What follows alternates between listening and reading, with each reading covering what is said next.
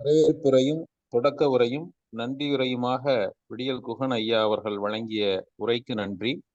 நாமக்கல் தமிழ்ச்சங்கத்தின் சார்பாக இந்த யாவரும் கேளீர் இலக்கிய அமைப்புக்கும் நிமிர் இலக்கிய வட்டத்திற்கும் நிகழ்விலே பங்கேற்ற தலைசிறந்த தமிழகத்தின் தலைசிறந்த எழுத்தாளர்களுக்கும் அன்பார்ந்த வணக்கமும் வாழ்த்தும் உரித்தாகட்டும். அன்றைய நிகழ்வை பொறுத்தவரை தமிழகத்தில் இலக்கிய கூட்டங்கள் எங்கெல்லாம் நடக்கிறதோ அங்கெல்லாம் பார்வையிட்டு வருகை தந்தவர்கள் கூட மிக சிறப்பாக நடைபெற்றதாக பதிவு செய்தது எங்களை நிகழ்ச்சியில் ஆழ்த்தி இருக்கிறது. நேர்த்தியான திட்டமிடுதல், தொலைதூரத்திலிருந்து வருகை தந்தவர்களுடைய அர்ப்பணிப்பான உணர்வு, குறிப்பாக அன்றைய நூல் மதிப்புரை செய்த மதிப்பிற்குரிய பாபு சசிதரன் ஐயா அவர்களின் தெல்ல தெளிவான குறித்த கால அளவிலான ஒரு நொடி பொழுதும் மீறாத அந்த மிகச்சிறந்த நேர உணர்வோடு அவர் நிகழ்த்திய உரை பாராட்டு பெற்றது, அனைவராலும் பாராட்டப்பட்டது. நிகழ்ச்சி முடிவடைந்து எங்கள் தமிழ்ச்சங்க உறுப்பினர்கள் எல்லாம் கூட அந்த உரையை ரொம்பவே சிலாகித்து பேசினார்கள். ஒரு 8 பேர் கொண்ட மிகப்பெரிய பட்டிமன்றம், நேரம் கடந்துவிடும் என்று எல்லோரும் அச்சத்தில் இருந்த பொழுது கூட மிகச்சரியாக அதனை நெறிப்படுத்தி நிறைவாக தம்முடைய தீர்ப்பிலே முத்தாய்ப்பாக முத்திரை பதித்த நடுவராக அன்னைக்கு இரட்டை வேடமிட்டிருந்த பாபு சசிதரன் ஐயா அவர்களுக்கு எங்களின் குறிப்பான வாழ்த்தும் வணக்கமும். இன்னும் பல இலக்கிய நிகழ்வுகளில் நாம் அவரோடு பயணிக்க வேண்டிய தேவை இருக்கிறது.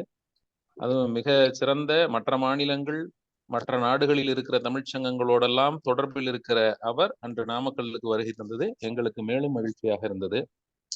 பட்டிமன்றத்திலே பங்கேற்ற ஒவ்வொரு பேச்சாளர்களும், குறிப்பாக பெண் பேச்சாளர்கள், அவர்களுக்கே உரிய ஒரு பாணியில ஒரு சாதாரணமான கருத்துக்களை கூட மிக சிறப்பாக கவனிக்கும்படியாக தெரிவித்திருந்த குறிப்பாக தனலட்சுமி அம்மா போன்றவர்கள் எல்லாம் அன்று பார்வையாளர்களை வெகுவாக ஈர்த்தனர், கவர்ந்தனர். பட்டிமன்ற குழுவிற்கும் நன்றி. 36 எழுத்தாளர்களின் கதைகளை ஒருங்கிணைத்தது மட்டுமல்ல, அந்த எழுத்தாளர்களையும் ஒருங்கிணைத்த பெருமை விடியல் குகன் ஐயாவுக்கு தான் சேரும். நிகழ்ச்சியினுடைய ஆதியும் அந்தமும் அவர்தான். அவருக்கு பின்புலமாக அவர் குடும்பத்தாரே இயங்கி வந்தார்கள். அவங்க துணைவியாராகட்டும், மகனாகட்டும், பல நாட்கள் மகன் அவரோடு பயணித்ததை நான் அறிவேன். அவர்களுடைய குழுவினர் மிக சிறப்பாக தாங்கள் இருக்கிற இடமே வெளியே தெரியாமல் மிக சிறப்பாக பணியாற்றினார்கள். ஒரு மிகப்பெரிய ஆலயத்தினுடைய கோபுரம் வெளியில் தெரியும், அஸ்திவாரம் வெளியே தெரியாது என்பது போல அவர்களெல்லாம் அந்த பணியிலே பெரிதும் துணை நின்றதை நாங்கள் அறிந்து அங்கீகரிக்க கடமைப்பட்டிருக்கிறோம். அதுவும் ஒரு நிகழ்வு முடிந்தவுடனே எல்லோரும் பரபரப்பாக அடுத்தடுத்த அன்றாட பணிகளிலும் பல்வேறு நிகழ்வுகளில் ஈடுபட்டிருக்கும் போது மிக பொருத்தமாக தகுந்த அவகாசம் கொடுத்து இன்று ஒரு பின்னூட்டத்திற்கான இணைப்பை ஏற்படுத்தி கொடுத்தமை மிகவும் புதுமையாகவும் வியக்கத்தகுந்ததாகவும் இருக்கிறது. விடியல் குகன் ஐயா அவர்களுக்கும் இந்த இணைப்பிலே பங்கேற்றிருக்கிற அனைவருக்கும், இணைப்புக்கு வருகை தர இயலாமல் ஏதோ ஒரு சூழலில் இருக்கக்கூடிய நல்ல உள்ளங்கள் அனைவருக்கும் நாமக்கல் தமிழ்ச்சங்கத்தின் செயலாளர் என்கிற முறையிலே என்னுடைய நெஞ்சார்ந்த நன்றியினை பதிவு செய்து கொள்ளுகிறேன். நன்றி, வணக்கம்.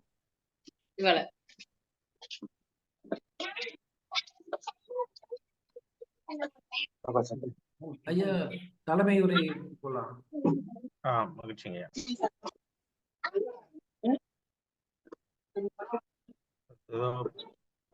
பின்னாடி ஏதோ பேக்ரவுண்ட் நாய்ஸ், பேக்ரவுண்ட் இதுல ஒரு சத்தம் வராம இருக்குங்க. நம்ம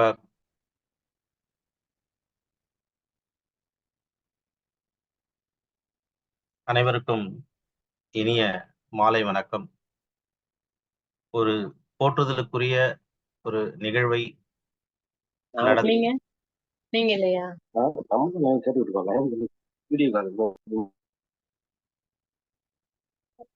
ஒரு போற்றுதலுக்குரிய நிகழ்வை நடத்தி நாமக்கல் தமிழ்ச்சங்கமும் யாவரும் கேளீர் என்கின்ற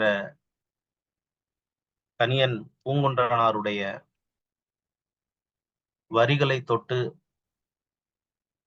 மிக சிறப்பான ஒரு அமைப்பை ஏற்படுத்தி அதன் மூலமாக பலருக்கும் வாய்ப்புகளை வழங்கி கொண்டிருக்கின்ற எங்களின் போற்றுதலுக்குரிய விடியல் குகன் ஐயா அவர்களை மகிழ்வோடு வணங்கி, மேலும் எனக்கு முன்பாக மிக சிறப்பான ஒரு இணைப்புரையை இன்றும் எப்பொழுதும் போல ஒரு துடிப்பான உரையை தந்து அமர்ந்திருக்கின்ற என் போற்றுதலுக்குரிய நண்பர் நாமக்கல் தமிழ் சங்கத்தினுடைய செயலர் கோபால நாராயணமூர்த்தி அவர்களுக்கும் எனது மாலை வணக்கத்தை உரித்தாக்கிக் கொள்கிறேன். இந்த கடந்த 26ஆம் தேதி ஞாயிற்றுக்கிழமை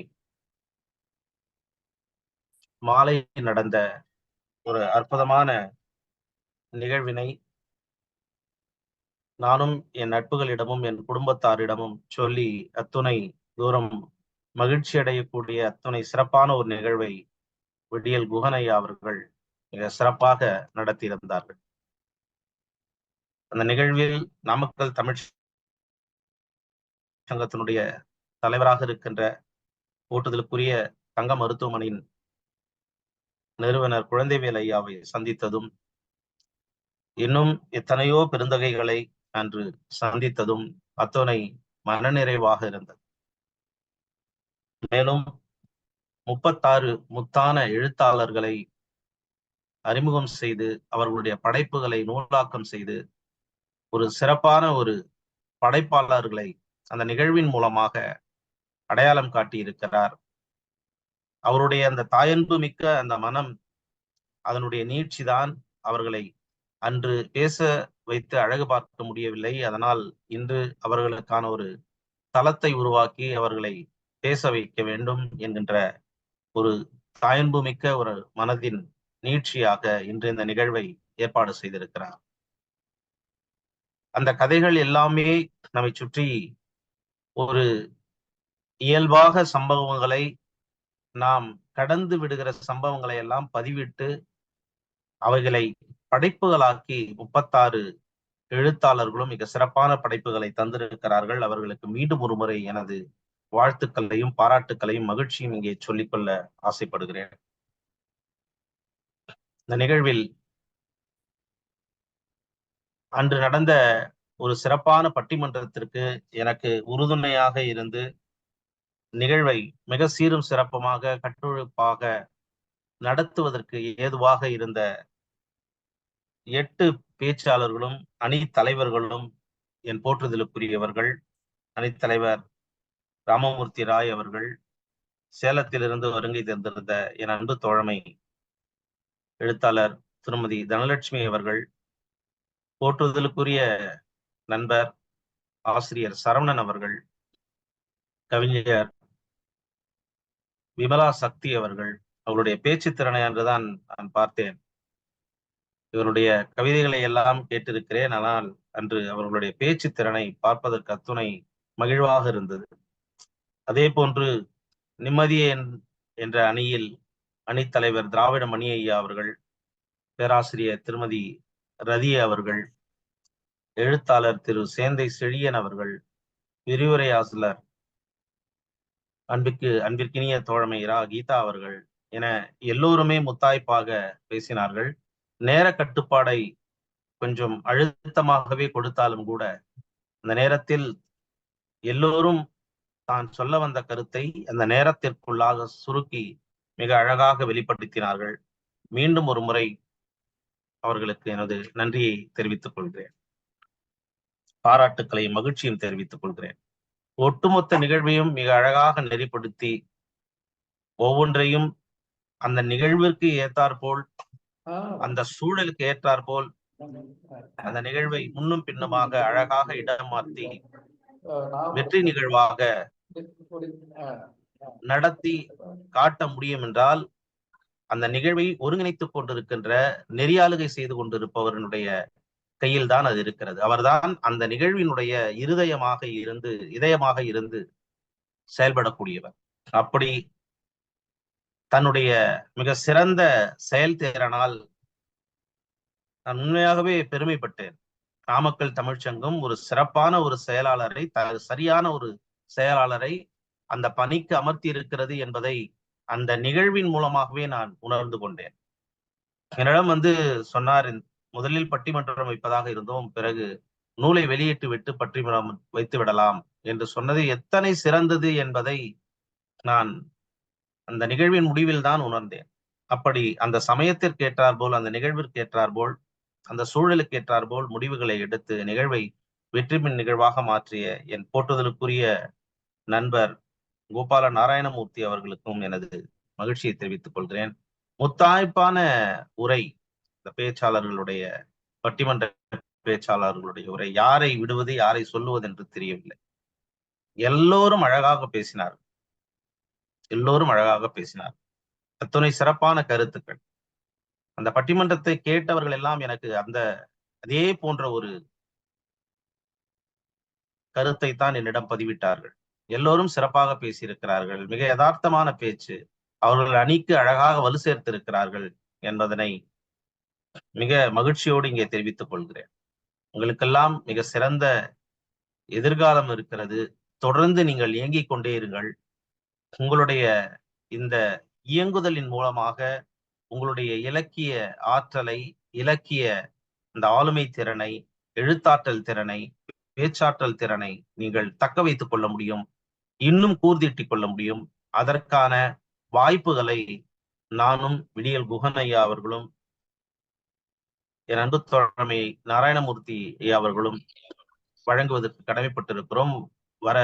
வரும் நாட்களில் அதற்கான வாய்ப்புகளை உங்களுக்கு நிச்சயமாக நாங்கள் ஏற்படுத்தி தருவோம், நேரடியாகவோ அல்லது இணையவழி நிகழ்வாகவோ என்பதனை இந்த நிகழ்வின் மூலமாக நான் உங்களுக்கு தெரிவித்துக் கொள்ள கடமைப்பட்டிருக்கிறேன்.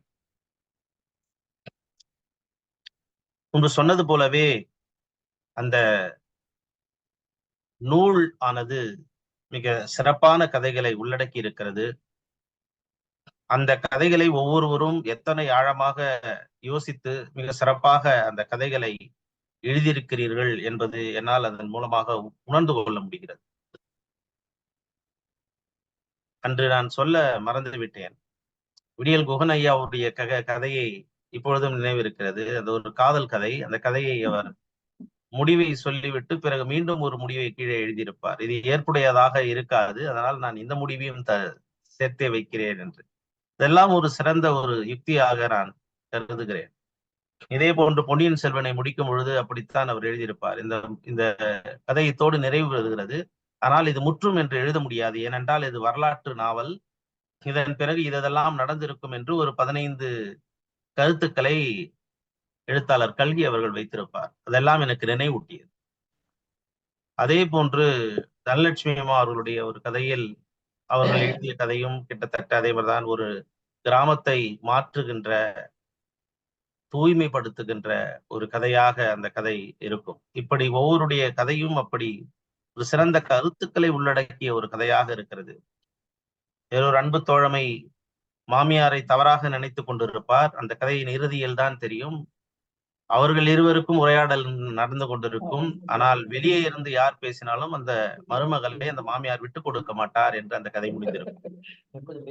அப்படி ஒவ்வொரு கதைக்குள்ளுமாக நாம் இந்த வாழ்க்கைக்கு தேவையானதை எடுத்துக்கொள்ளக்கூடிய ஆழமான சிந்தனைகளை, கருத்துக்களை உள்ளடக்கிய கதைகளாக அந்த கதைகள் இருந்தன. அவற்றையெல்லாம் படைத்திருக்கின்ற உங்களை நான் மிகவும் மகிழ்ச்சியோடு, போற்றுதலோடு, வணக்கங்களோடு உங்களை பாராட்டி மகிழ்கிறேன்.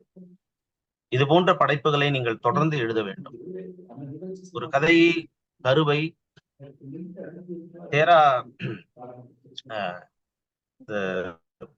எஸ்ரா அவர்களிடம் பேசிக் கொண்டிருக்கும் பொழுது, அவரிடம் கேட்கும் பொழுது அவர் சொல்லுவார், ஒரு கதையை நீங்கள் ஒரு சம்பவத்தை உள்வாங்கின பிறகு இதை மட்டும் நான் சொல்லி நிறைவு செய்து விடலாம் என்று கருதுகிறேன். ஒரு கதையோ, ஒரு கவிதையோ, ஒரு படைப்பையோ நீங்கள் எழுத வேண்டும் என்றால் ஒரு சம்பவத்தை பார்க்கிறீர்கள்.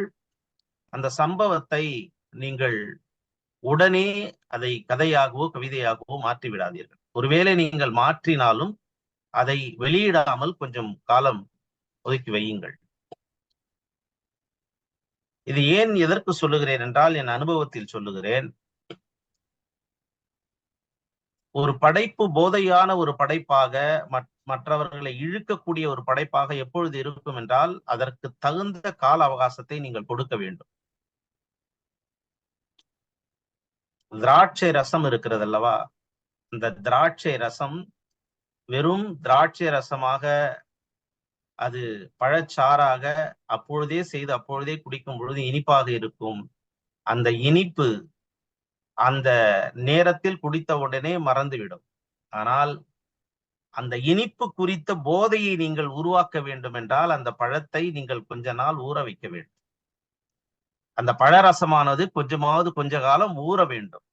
அது ஊற ஊற என்ன ஆகும் என்றால் இயற்கையாகவே அதற்குள் போதை வந்துவிடும். அது ஒரு கல்லை போன்ற மதுவை போன்ற ஒரு தோற்றத்தை அது உள்ளே உற்பத்தி செய்து கொள்ளும். அதே போன்றுதான் படைப்புகளும். நீங்கள் உள்வாங்குகின்ற சம்பவங்களை படைப்புகளாக்குகிறீர்கள். அந்த படைப்புகளை நீங்கள் கொண்டு வரும் பொழுது எழுதி வைத்த பிறகு அவை வெறும் சம்பவங்களாக இல்லாமல் அவை படைப்புகளாக மாறும் பொழுது நீங்கள் அதற்கான தேவையான கால அளவை தர வேண்டும். சிறிது காலம் ஒரு 2 வாரம் அல்லது 1 மாதம் கூட அந்த படைப்பை எழுதி வைத்து விட்டு அந்த சம்பவத்தை ஊற போட்டு அப்படியே மனசுல தேக்கி வச்சுக்கிட்டே இருங்க. ஒரு நாள் அந்த படைப்பு உங்களை இழுத்து வரும், எழுத சொல்லி கேட்கும். என்று உட்கார்ந்து எழுது, இந்த கவிதையை நீ இப்போ எழுது, இந்த கதையை இப்போ எழுது அப்படின்னு சொல்லி உங்க மனசு சொல்லும். அந்த நேரத்துல எடுத்தீங்கன்னா அது சம்பவமாக வராது, படைப்பாக வரும். அதற்கு முன்பாக நீங்கள் என்ன செய்ய வேண்டும் என்றால் தொடர்ந்து நீங்கள் வாசித்துக் கொண்டே இருக்க வேண்டும். வேறு ஏதாவது கதைகளை வாசித்துக் கொண்டே இருக்க வேண்டும். அந்த கதைகளில் வருகிற யுக்தியை, அதனுடைய உரையாடல்களை, அது எழுதுகின்ற விதத்தை, அந்த நடையை நீங்கள் உள்வாங்கிக் கொள்வீர்கள். அல்லது தானாகவே அது உங்களுக்கு உள்வாங்கிக் கொள்ளும். எப்படி மழை பொழித பிறகு மேல்மட்டத்தில் இருக்கின்ற நிலம் காய்ந்தது போல் இருக்கும், ஆனால் அந்த நிலத்திற்கு கீழே ஈரம் தாங்கிக் கொண்டே இருக்கும். அது போலத்தான் நீங்கள் வாசிப்பு என்பதும், நீங்கள் வாசித்துக் கொண்டே இருப்பது அது மேலே தாங்கி இருக்கின்ற ஒரு நிலமாக காய்ந்தது போல் தெரிந்தாலும் அது கீழே ஈரமாக அந்த மழையினுடைய தன்மையை உறிஞ்சி உள்ளே வைத்துக் கொண்டிருக்கும். அதுதான் உங்களுடைய வாசிப்பு அனுபவம்.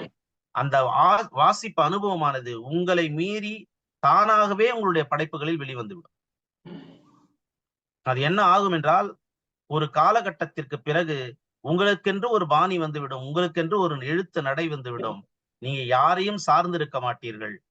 அப்படிப்பட்ட ஒரு பாணியும் நடையும் உங்களுக்கு வரும் வரை நீங்கள் தொடர்ந்து அதில் இருந்து கொண்டே இருக்க வேண்டும்.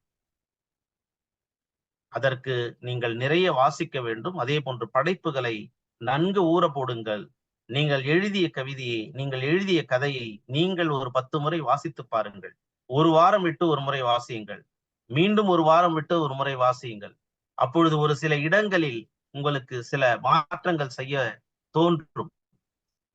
போகிற போக்கில் உங்கள் கதைகளில் சில தத்துவார்த்த வரிகளை சேருங்கள். உங்கள் இயல்பாக உங்கள் குடும்பங்களில் நடக்கின்ற தத்துவங்களை அதில் கொண்டு வாருங்கள். நீங்கள் சொல்ல விரும்புகிற கருத்துக்களை அதில் அப்படியே தூவிவிட்டு போங்கள். அதெல்லாம் என்ன செய்யும் என்றால் ஒரு கதையை வாசிப்பவருக்கு அந்த கதை குறித்த கருத்துக்களை மனதில் பதிவு வைத்துக் கொள்வதற்கு நீங்கள் கொடுக்கின்ற அந்த மேற்கோள் காட்டுகின்ற அந்த வரிகள் மிக அழகாக பதிந்துவிடும்.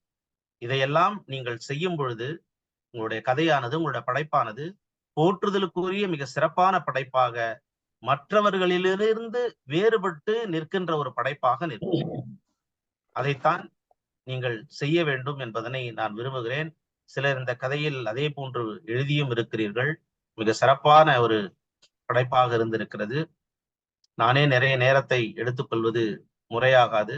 அவர் நேரத்தை எனக்கு குறிப்பிடவில்லை என்றாலும் மீண்டும் இந்த தாயன்பு மிக்க ஒரு அமைப்போடு, இலக்கிய பேரவையோடு, இலக்கிய சங்கத்தோடு நான் இணைந்திருப்பதை எனது வாழ்நாள் பேராக நான் கருதுகிறேன்.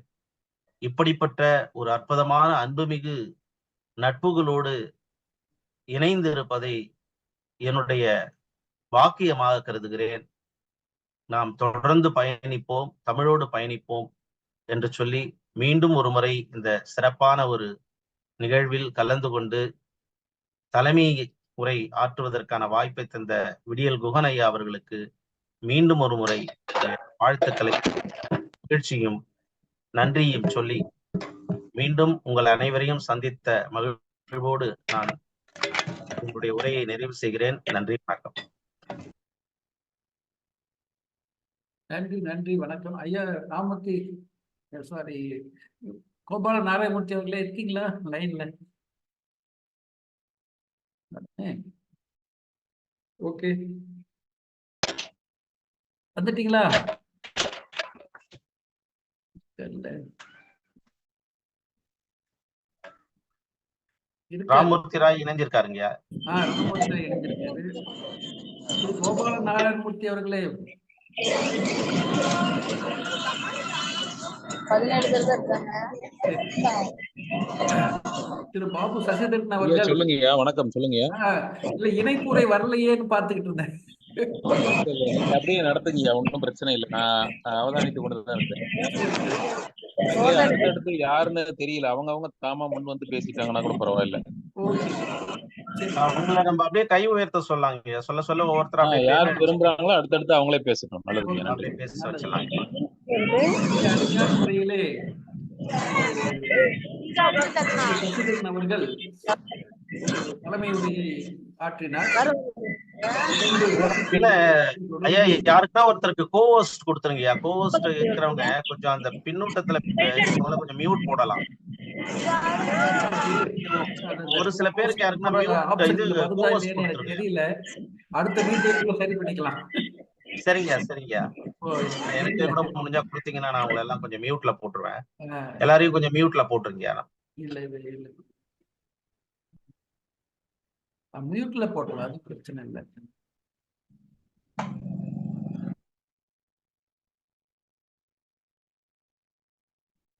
பேசுறீங்க, அன்மியூட் பண்ணிட்டு பேசுங்க. ஆமாங்கய்யா. சரி, அடுத்து பேசுறீங்க, யார் வேணாலும் பேசலாம், முன்னுவாங்க.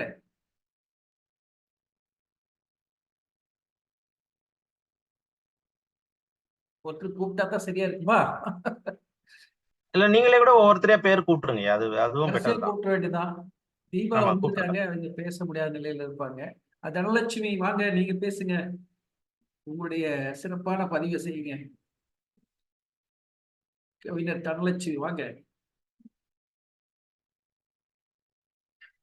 குரல் கேட்கல போல இருக்கு. அன்மியூட் பண்ணிட்டு பேசுங்கம்மா. அன்மியூட் பண்ணிட்டு பேசுங்கம்மா. சரிங்க. இப்ப சரியா இருக்கு. அனைவருக்கும் இனிய மாலை வணக்கங்க ஐயா. வணக்கம். தமிழ் தாய் வாழ்த்துடன் தமிழன்னையும் வந்து வாழ்த்த வான்விட்டு வண்ண நிலா வந்தது போல் நாமக்கல் தமிழ் சங்கம் நிலாமுற்றம் நிகழ்த்திய நூல் வெளியீட்டு விழாவில் சிறுகதைகள் அனைத்தும் சிங்காரமாய் வள வந்தன. பட்டிமன்றம் ஐயா பாபு சசிதரன் அவர்கள் தலைமையில் டைம் தவறாமல் சிறப்பாக நடத்தினார். அவர் நேரம் தவறாமை கடைபிடிப்பது எத்தனை நல்ல செயல் என்று கற்றுக்கொள்ளப்பட்டது சிறப்பான கற்பித்தல்லது. இத்தனை சிறப்பாக நடத்தி முடித்த திரு விடியல் குகன் ஐயா அவர்களுக்கும் அவர் குடும்பத்தார் உழைப்பிற்கும் நன்றிகள், வாழ்த்துகள். திரு பாபு சசிதரன் ஐயா அவர்கள் எத்தனையோ பணிகள் இருந்தாலும் நூல் வெளியீட்டு விழாவுக்காக நமக்காக வந்து சிறப்பித்து அவர்களுக்கு வாழ்த்துக்களை தெரிவித்துக் கொள்கிறேன். பட்டிமன்றத்தில் என் அணியினருக்கும் எதிர் அணியினருக்கும் நிகழ்வை ஒருங்கிணைப்பு செய்த திரு நாராயணமூர்த்தி ஐயா அவர்களுக்கும் நன்றியை தெரிவித்துக் கொள்கிறேன். கதைகளை பற்றி ஐயா பாபு சசிதரன் அவர்கள் அழகாகவே கூறியுள்ளார்கள். அதுபோலவே கதைகளும் சிறப்பாகவே இருந்தன. அனைத்தும் நல்ல விதமாக நடந்து முடிந்ததற்கு வாழ்த்துக்களையும் நன்றிகளையும் தெரிவித்துக் கொள்கிறேன் ஐயா. நன்றி நன்றி, சிறப்பாக இருந்தது. உங்களுடைய நிகழ்ச்சியை பற்றிய ஒரு விமர்சனம், மதிப்பாய்வு, மதிப்புரை நன்றாக இருந்தது. அடுத்தபடியாக திரு ரதி ஆறுமுகம் அவர்கள், பேராசிரியர், ஆங்கில பேராசிரியர் திரு வீபி ரதி, வாங்க, நீங்க உங்களுடைய கருத்துக்களை சொல்லுங்க. வணக்கம். அன்மியூட் பண்ணிக்கங்க. எஸ் சார், அன்மியூட் பண்ணிட்டேன் சார். அனைவருக்கும் இனிய மாலை வணக்கம். நான் நிறைய இடத்துல ஆங்கிலத்துல தான் நிறைய உரை கொடுத்திருக்கிறேன். நிறைய கல்லூரியில போய் எனக்கு முதல் முறையா விடியல் குகன் சார் வந்து, சார் கேக்குதா சார்? பேசுறது கேக்குதா? முடிஞ்சா இன்னும் கொஞ்சம் கூடுதலா ஒளி வர்ற மாதிரி பேசுங்க. பரவாயில்ல, இல்லைனாலும் அப்படியே பேசுங்க. இப்ப கேக்குதா சார்? கேக்குது. கொஞ்சம் குறைவா கேக்குது. Okay sir. குறைவா கேக்குது. நிறைய கல்லூரியில வந்து நான் ஆங்கிலத்துல தான் விரிவுரையாளர் அப்படின்ற முறையில சொற்பொழிவாற்றிருக்கிறேன். முதன் முறையா என்னுடைய உரை தமிழ்ல அப்படின்றப்போ கொஞ்சம் நிறையவே பிழைகள் இருந்தது. மன்னிக்கவும் first.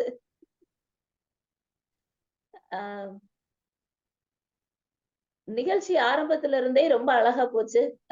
Resource person Gopalakrishnan Narayanasamy சாரும் சரி, இப்ப பேசின நம்ம நடுவர் ஐயா சசிதரன் நிமிர் இலக்கிய வட்டம் அவர்களா இருந்தாலும் சரி, விமலா சக்தி மேம், அப்புறம் எல்லாருமே ரொம்ப அருமையா பேசினாங்க. தனலட்சுமி மேடம், அவங்க கவிதைகள்லாம் நான் ரீட் பண்ணியிருக்கிறேன்.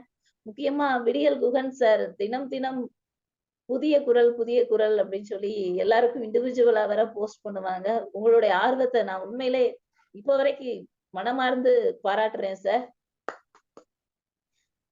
ஏன்னா ஜட்ஜா இருந்து ஒர்க்க வந்து ரொம்ப அதிகமா யாரும் பண்ண மாட்டாங்க. அது போக எல்லா கவிஞர்களையும் எழுத்தாளர்களையும் இணைத்து வைக்கணும் அப்படின்னு நீங்க எவ்வளவு சப்போர்ட் பண்றீங்க அப்படின்றத நான் உங்ககிட்ட இருந்து ஒரு ரோல் மாடலா எடுத்துக்கிறேன் சார். Thank you sir. தேங்க்யூ. அன்னைக்கே நான் மேடையில அனௌன்ஸ் பண்ணியிருக்கணும். சிவராஜ் சார், அதுக்கு முன்னாடி கவிஞர் உமா பாரதி மேடம், இவங்க எல்லாம் சேர்ந்துதான் எனக்கு இந்த தமிழ் சங்கத்தையே அறிமுகப்படுத்தினாங்க. என்னதான் ஆங்கிலத்துல 200க்கு மேல கவிதைகள், ஷார்ட் ஸ்டோரிஸ் இதெல்லாம் எழுதினாலும் இப்ப சமீப காலத்துல ஒரு 25 அந்த மாதிரிதான் நான் எழுதியிருக்கிறேன். அதுக்கே எனக்கு இப்படி ஒரு உரிமை கொடுத்து பாராட்டு விழாவும் நடத்துனீங்க. ரொம்ப நன்றியா. இனிமேலும் எந்த வாய்ப்புனாலும் நான் கண்டிப்பா பயன்படுத்துவேன். என்னையும் நான் திருத்திக் கொள்கிறேன். Thank you sir. அப்புறம் நீங்க சாப்பாடு போட்டது அதெல்லாம் ரொம்ப அருமையா இருந்தது. ரொம்ப டேஸ்டா இருந்தது.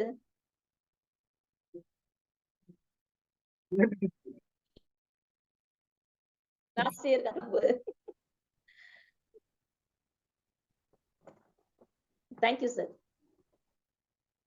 நன்றி, நன்றிமா, மிக்க நன்றி. உடைய உள்ளத்தில் உள்ள நல்ல நல்ல எண்ணங்களையும் கருத்துக்களையும் வெளிப்படுத்தினீர்கள். நன்றி, நன்றி. அடுத்தபடியாக வந்து பேச வரக்கூடியவர்கள் வாங்க.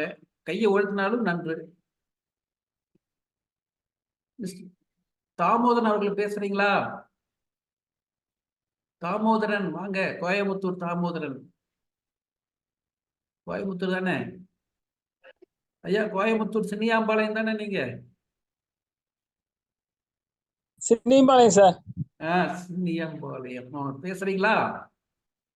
நீங்க வரல, ஆனா யாரு உங்களுடைய நண்பர்கள் வந்தாங்களா? புத்தகம் கிடைச்சிருச்சுல்ல?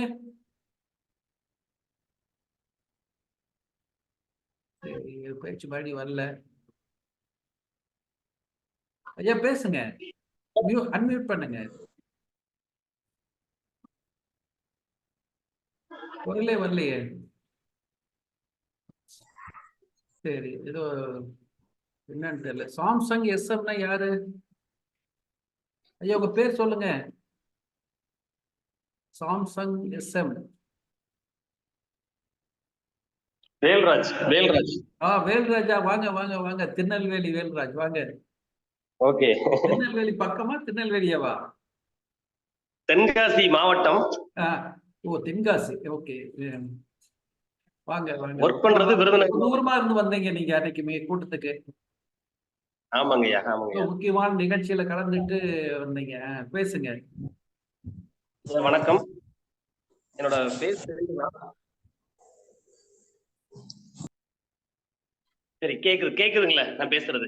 கேக்குது. ஆனா உங்க வீடியோ வரல. ஓகே பரவாயில்ல. ஏன்னா நான் இப்பதான் ஒயிட் வாஷ் பண்ணிட்டு இருந்தேன், குளிக்க கூட இல்ல. அதனால பேசிடுவோம், உங்க மீட்டிங் அட்டெண்ட் பண்ணிடுவோன்ட்டு தான். அனைவருக்கும் வணக்கம். நாமக்கல் தமிழ் சங்கம் சார்பாக ஏற்படுத்தப்பட்ட அந்த எக்கோ அடிக்குதுங்களா? இல்ல பரவாயில்ல. நாமக்கல் தமிழ் சங்கம் சார்பாக ஏற்படுத்தப்பட்ட அந்த நிகழ்வானது மிக சிறப்பாக இருந்தது. அதாவது நாங்க எதிர்பார்க்கவே இல்லை. அதாவது எப்படி நடத்த போறாங்க அப்படிங்கிறத ஒரு இமேஜினேஷன் நாங்க வேற மாதிரி பண்ணியிருந்தாலும், ஆனா அங்க நடந்த விதம் எங்கெல்லாம் நாங்க நினைச்சதை விட 10 மடங்கு அபரீத வளர்ச்சியிலே இருந்தது. ஏன்னா நல்ல ஒரு செட்டப்பு. அவங்க தொகுத்து வழங்கின நாராயணமூர்த்தி சார், அந்த பட்டிமன்ற நிகழ்வை நடத்திய பாபு சசிதரன் சாரு எல்லாருமே அவங்களோட ஸ்பீச் கேட்கும் போது பாத்தீங்கன்னா எங்களுக்கு இன்னும் கூடுதலா ஒரு 2 மணி நேரம் 4 மணி நேரம் கூட இருந்திருக்கலாமோ நிகழ்வு அப்படிங்கிற ஒரு ஆர்வத்தை தூண்டுற மாதிரியான நிகழ்வு இருந்தது. தமிழகத்துல 36 எழுத்தாளர்களை அங்கீகரிக்கிறதுக்காக விடியல் குகன் சார் எடுத்த ஒரு நல்ல ஒரு முயற்சியை மனதார நாங்கள் பாராட்டுகிறோம். எங்களுக்கு எங்களை மாதிரி இளம் எழுத்தாளர்களை ஊக்குவிக்கிறதுக்காக இந்த மாதிரி ஒரு செட்டப்பை பண்றதுக்கு, அதுவும் புதுமைப்பித்தன் அப்படிங்கிற ஒரு புத்தக குழு கதைகள் சிறுகதை மன்னனின் பெயர்ல ஒரு விருதை கொடுக்கறது அப்படிங்கிறது மிகப்பெரிய விஷயம். முதல் முறையா எழுதுற எழுத்தாளர்கள், முதல் முறையா அவார்டு வாங்குற எழுத்தாளர்களுக்கு எல்லாம் இதெல்லாம் மிகப்பெரிய ஒரு தூண்டுகோலா இருக்கும் அப்படிங்கிறது எந்த மாற்றமும் கிடையாது. நிகழ்வு வந்து வாழ்க்கையில மறக்க முடியாத ஒரு நிகழ்வா இருந்தது. அந்த இதுல சொன்னாங்க, நிம்மதியை நிரந்தரமான நிம்மதியை தருவது நீதியிலா நிம்மதியிலா அப்படின்னு கேட்டாங்க. உண்மையிலே பட்டிமன்றத்துல இருந்துச்சோ இல்லையோ, நாங்க வந்த அத்தனை பேருமே நிம்மதியா தான் வந்தோம். ரொம்ப சந்தோஷமா இருந்துச்சு. எங்களுக்கு அந்த நிகழ்வு முடிஞ்ச உடனே நிகழ்வு ஆரம்பிக்கும் போதே நிம்மதி இருந்துச்சு. முடியும் போது ரொம்ப நிம்மதியாகி போச்சு. அந்த அளவுக்கு அருமையா இருந்தது நிகழ்வுகள். அனைவரையுமே நல்லா சிறப்பா ஏற்பாடு பண்ணி, எந்த ஒரு விடுதல் இல்லாம ஏற்பாடு பண்ணி கொடுத்தீங்க. அந்த தங்கம் மருத்துவமனை நிர்வாகத்தினருக்கு மிகப்பெரிய நன்றியை தெரிவிச்சுக்கிறோம். நாங்க எங்களோட சார்பாகவும், விடியல் குகன் சார்புக்கும் நன்றியை தெரிவிச்சுக்கிறோம். பாபு சசிதரன் சார் அவர்களுக்கும் எல்லாருக்குமே நிகழ்வு ஏற்பாடு பண்ணது. இன்னும் தொடர்ந்து இதுல பயணிக்கிறதுக்காண்டி உங்களுடைய முயற்சி பாராட்ட வேண்டிய விஷயம். தொடர்ந்து பயணிப்போம். நன்றி, வணக்கம். நன்றி நன்றி மிக்க நன்றி வேல்ராஜ் அவர்களே. மிகவும் சிறப்பான முறையிலே சொன்னீர்கள். நீங்கள் எதிர்பார்த்தை விட சிறப்பாக இருந்தது என்று சொல்லுகின்ற போது கேட்பதற்கு மிகவும் மகிழ்வாக இருந்தது. ஏதோ எங்களால் இயன்ற அளவிற்கு ஒரு திட்டமிடலோடு செய்து முடித்திருக்கின்றோம். மிக்க நன்றி, மிக்க நன்றி. அடுத்தபடியாக பேசுவதற்கு அகிலன் வர்றீங்களா? வணக்கம் சார். பேசுறேன் சார், பேசுறேன். பேசுங்க. நீங்க தான் இந்த நாமக்கலுக்கே முன்னாடி நிக்க வேண்டியவர். பேசுங்க சார். அப்படி இல்லை சார்.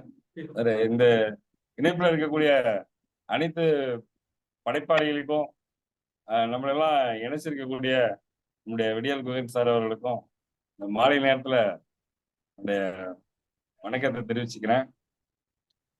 வந்துட்டு நாமக்கல் அப்படிங்கிறது வந்துட்டு இன்னைக்கு நேரத்துல படைப்பு இலக்கியத்துக்கு பேர் போனது. அது நம்ம சொல்ல தேவையில்லைங்க. அவ்வளவு பெரிய ஒரு மண்ணு இந்த மண்ணு. இந்த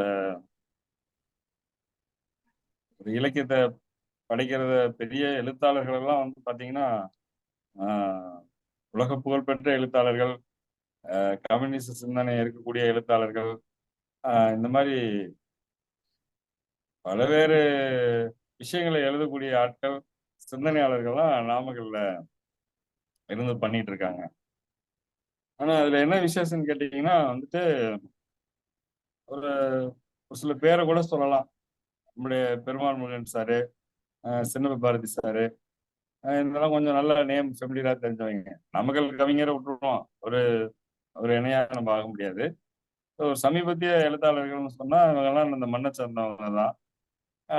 எவ்வளவு பேர் பெரிய மாபெரும் சிந்தனையாளர்கள்லாம் இருக்காங்க. நிரப்பிரிகளை ஒரு வேல்சாமி அண்ணன்லாம் ஏகப்பட்ட விஷயங்களை எழுதியிருக்காரு, சிந்தனையாளர். இப்படி இருக்கும்போது பாத்தீங்கன்னா அந்த பாரம்பரியம் அப்படிங்கிறது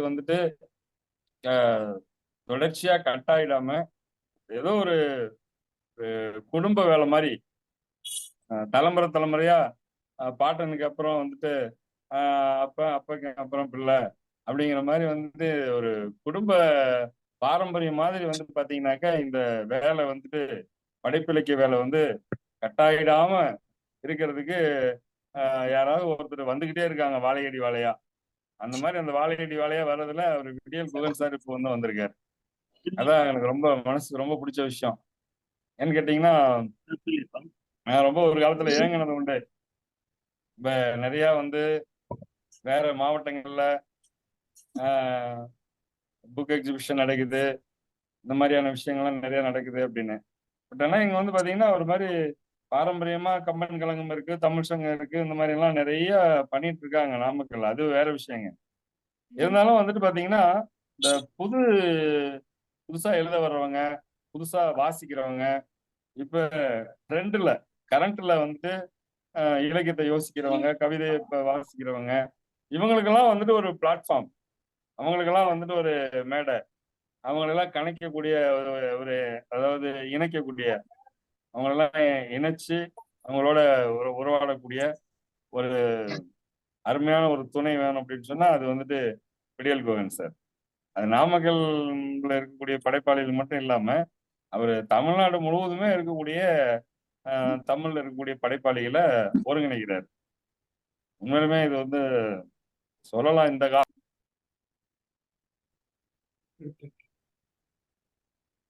ஒருங்கிணைக்கிறது அப்படிங்கிறது வந்து சாதாரண விஷயம் இல்லை. அதுவும் வந்து பாத்தீங்கன்னா இலக்கிய கூட்டத்துக்கு இவ்வளவு பேர்த்த வந்துட்டு சேர்த்துறது அப்படிங்கிறது ஒரு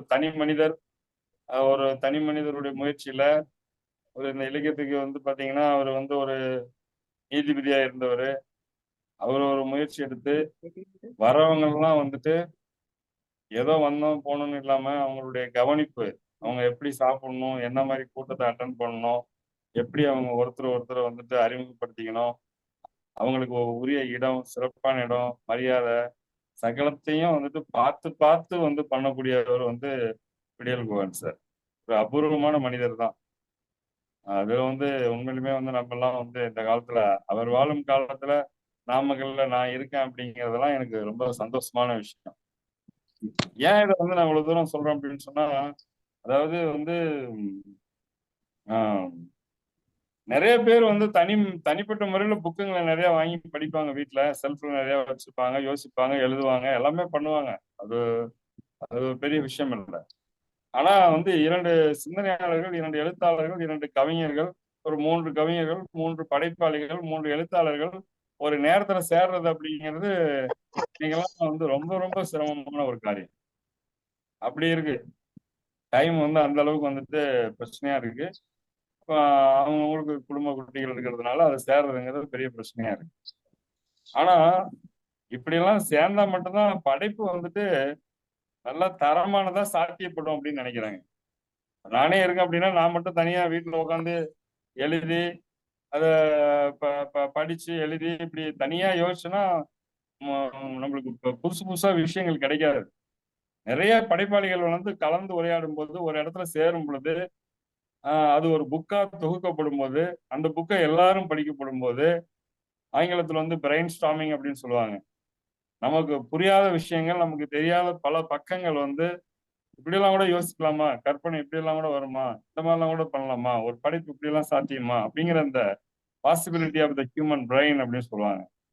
அதெல்லாம் வந்து ஒரு ஊடுருவி போறதுக்கான ஒரு பிளாட்ஃபார்ம், ஒரு தளத்தை வந்துட்டு, ஒரு இலக்கிய தளத்தை வந்துட்டு நம்மளுடைய விடியல் குகன் சார் ஒரு வந்து உருவாக்குறாரு.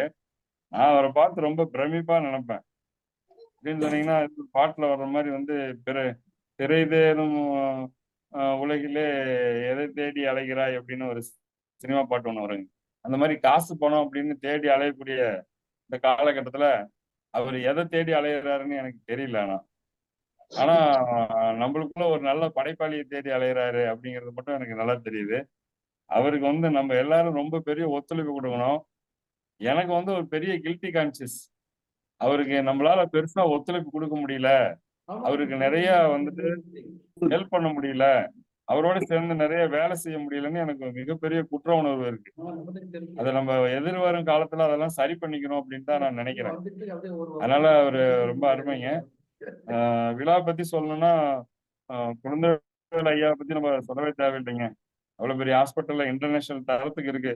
அந்த ஹால் வந்து பாத்தீங்கன்னா ஒரு இன்டர்நேஷனல் தரத்துக்கு இருக்கு.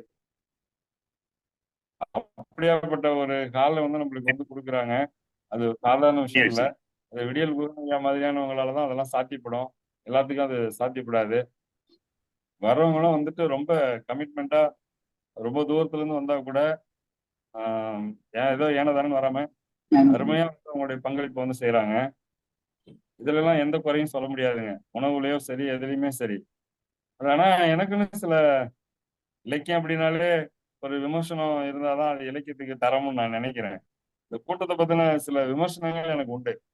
அதுல வந்து என்னன்னு கேட்டீங்கன்னா, எனக்கு இந்த புதுமைப்பித்தனுடைய அவார்டு கொடுக்கும்போது புதுமைப்பித்தனுடைய நாவல்கள் ஏதாவது ஒரு தலைப்பு எடுத்து புதுமைப்பித்தனுடைய பெண்ணியமா அல்லது அவருடைய சமூக பார்வையா அல்லது அவருடைய இதா அப்படிங்கிற மாதிரி அதுக்குள்ளார இருந்து ஒரு தலைப்பு எடுத்து அதை வந்து ஒரு பட்டிமன்றமா நடத்தியிருந்தா அது வந்து கொஞ்சம் இன்னும் கொஞ்சம் இலக்கியமாவே இருந்திருக்கும் அப்படிங்கிற மாதிரி எனக்கு பிடிச்சுங்க.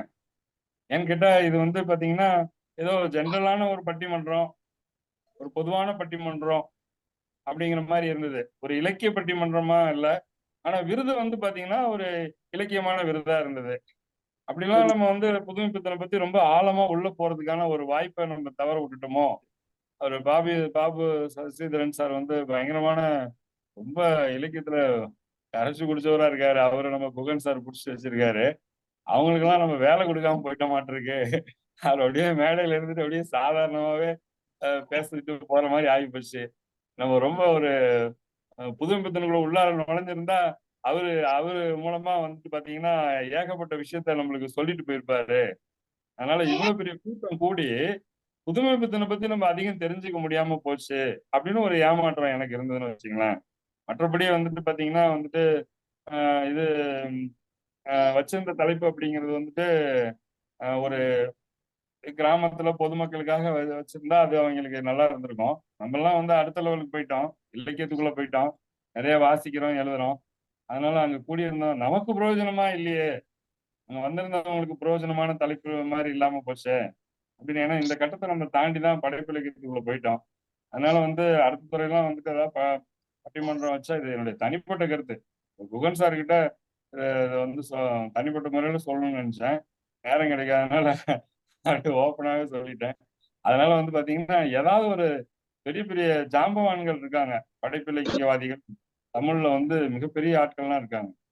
அவங்கள வந்து நம்ம இவ்வளவு பேர் சேரும் போது ஒரு 100 பேர் சேரும் பொழுது அதுல ஒரு 10 பேர் ரொம்ப டீப்பா படிச்சுட்டு வந்து அது ஒரு மணி நேரம் அவங்க அதை பத்தி எடுத்து சொன்னாங்க அப்படின்னா கேட்கிற 100 பேரும் வந்துட்டு ஏகப்பட்ட விஷயத்த எடுத்துட்டு போவோம் வீட்டுக்கு.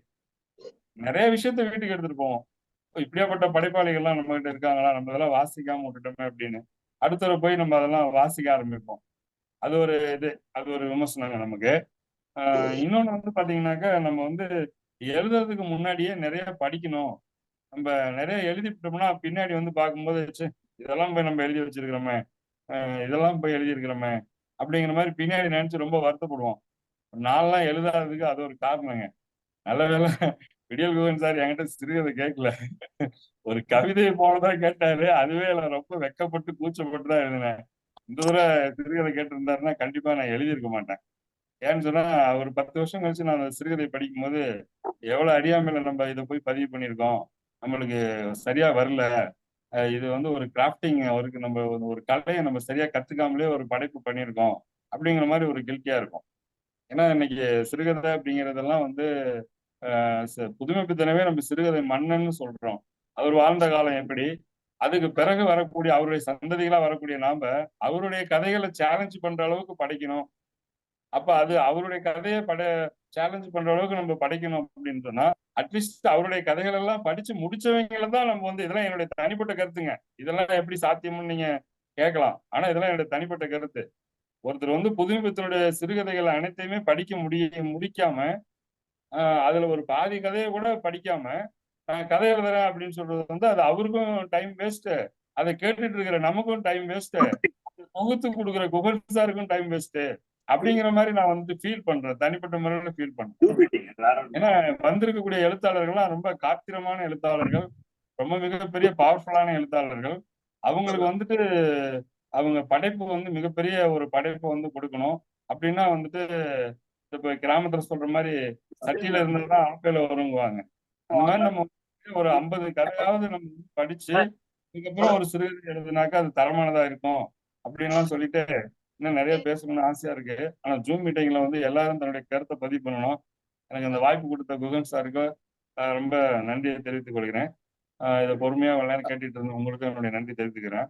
இந்த கருத்துல ஏதாவது தனிப்பட்ட கருத்து தான் இது, ஏதாவது இருந்ததுனாக்கா அதை பெருசா எடுத்துக்காதீங்க. ஏன்னா இது இலக்கியத்துல ஒரு சுதந்திரமா இருக்கணும்னு ஆசைப்படுறேன் நாங்க, அவ்வளவுதான், வேற ஒண்ணு. தேங்க்ஸ், ரொம்ப நன்றி. மிக்க நன்றி அகிலன், மிக்க நன்றி. உங்களுக்கு நிறைய பதில் சொல்ல வேண்டி இருக்கு, நிறைய கருத்துக்களுக்கு விளக்கம் சொல்ல வேண்டியது இருக்கு. அது நான் பிறகு சொல்றேன். ஏன்னா விஸ்வநாதன் ரொம்ப நேரமா வெயிட் பண்ணிட்டு இருக்காரு. அதனால முதல்ல அவரை பேச அனுமதிச்சுட்டு பிறகு நம்ம நிதானமாக பேசுவோம். வாங்க விஸ்வநாதன், வாங்க. தங்க மனசுக்காரர். ஏன்னா தங்கம் விற்கிறார் தினமும். Business jewellery. விஸ்வநாதன் வாங்க.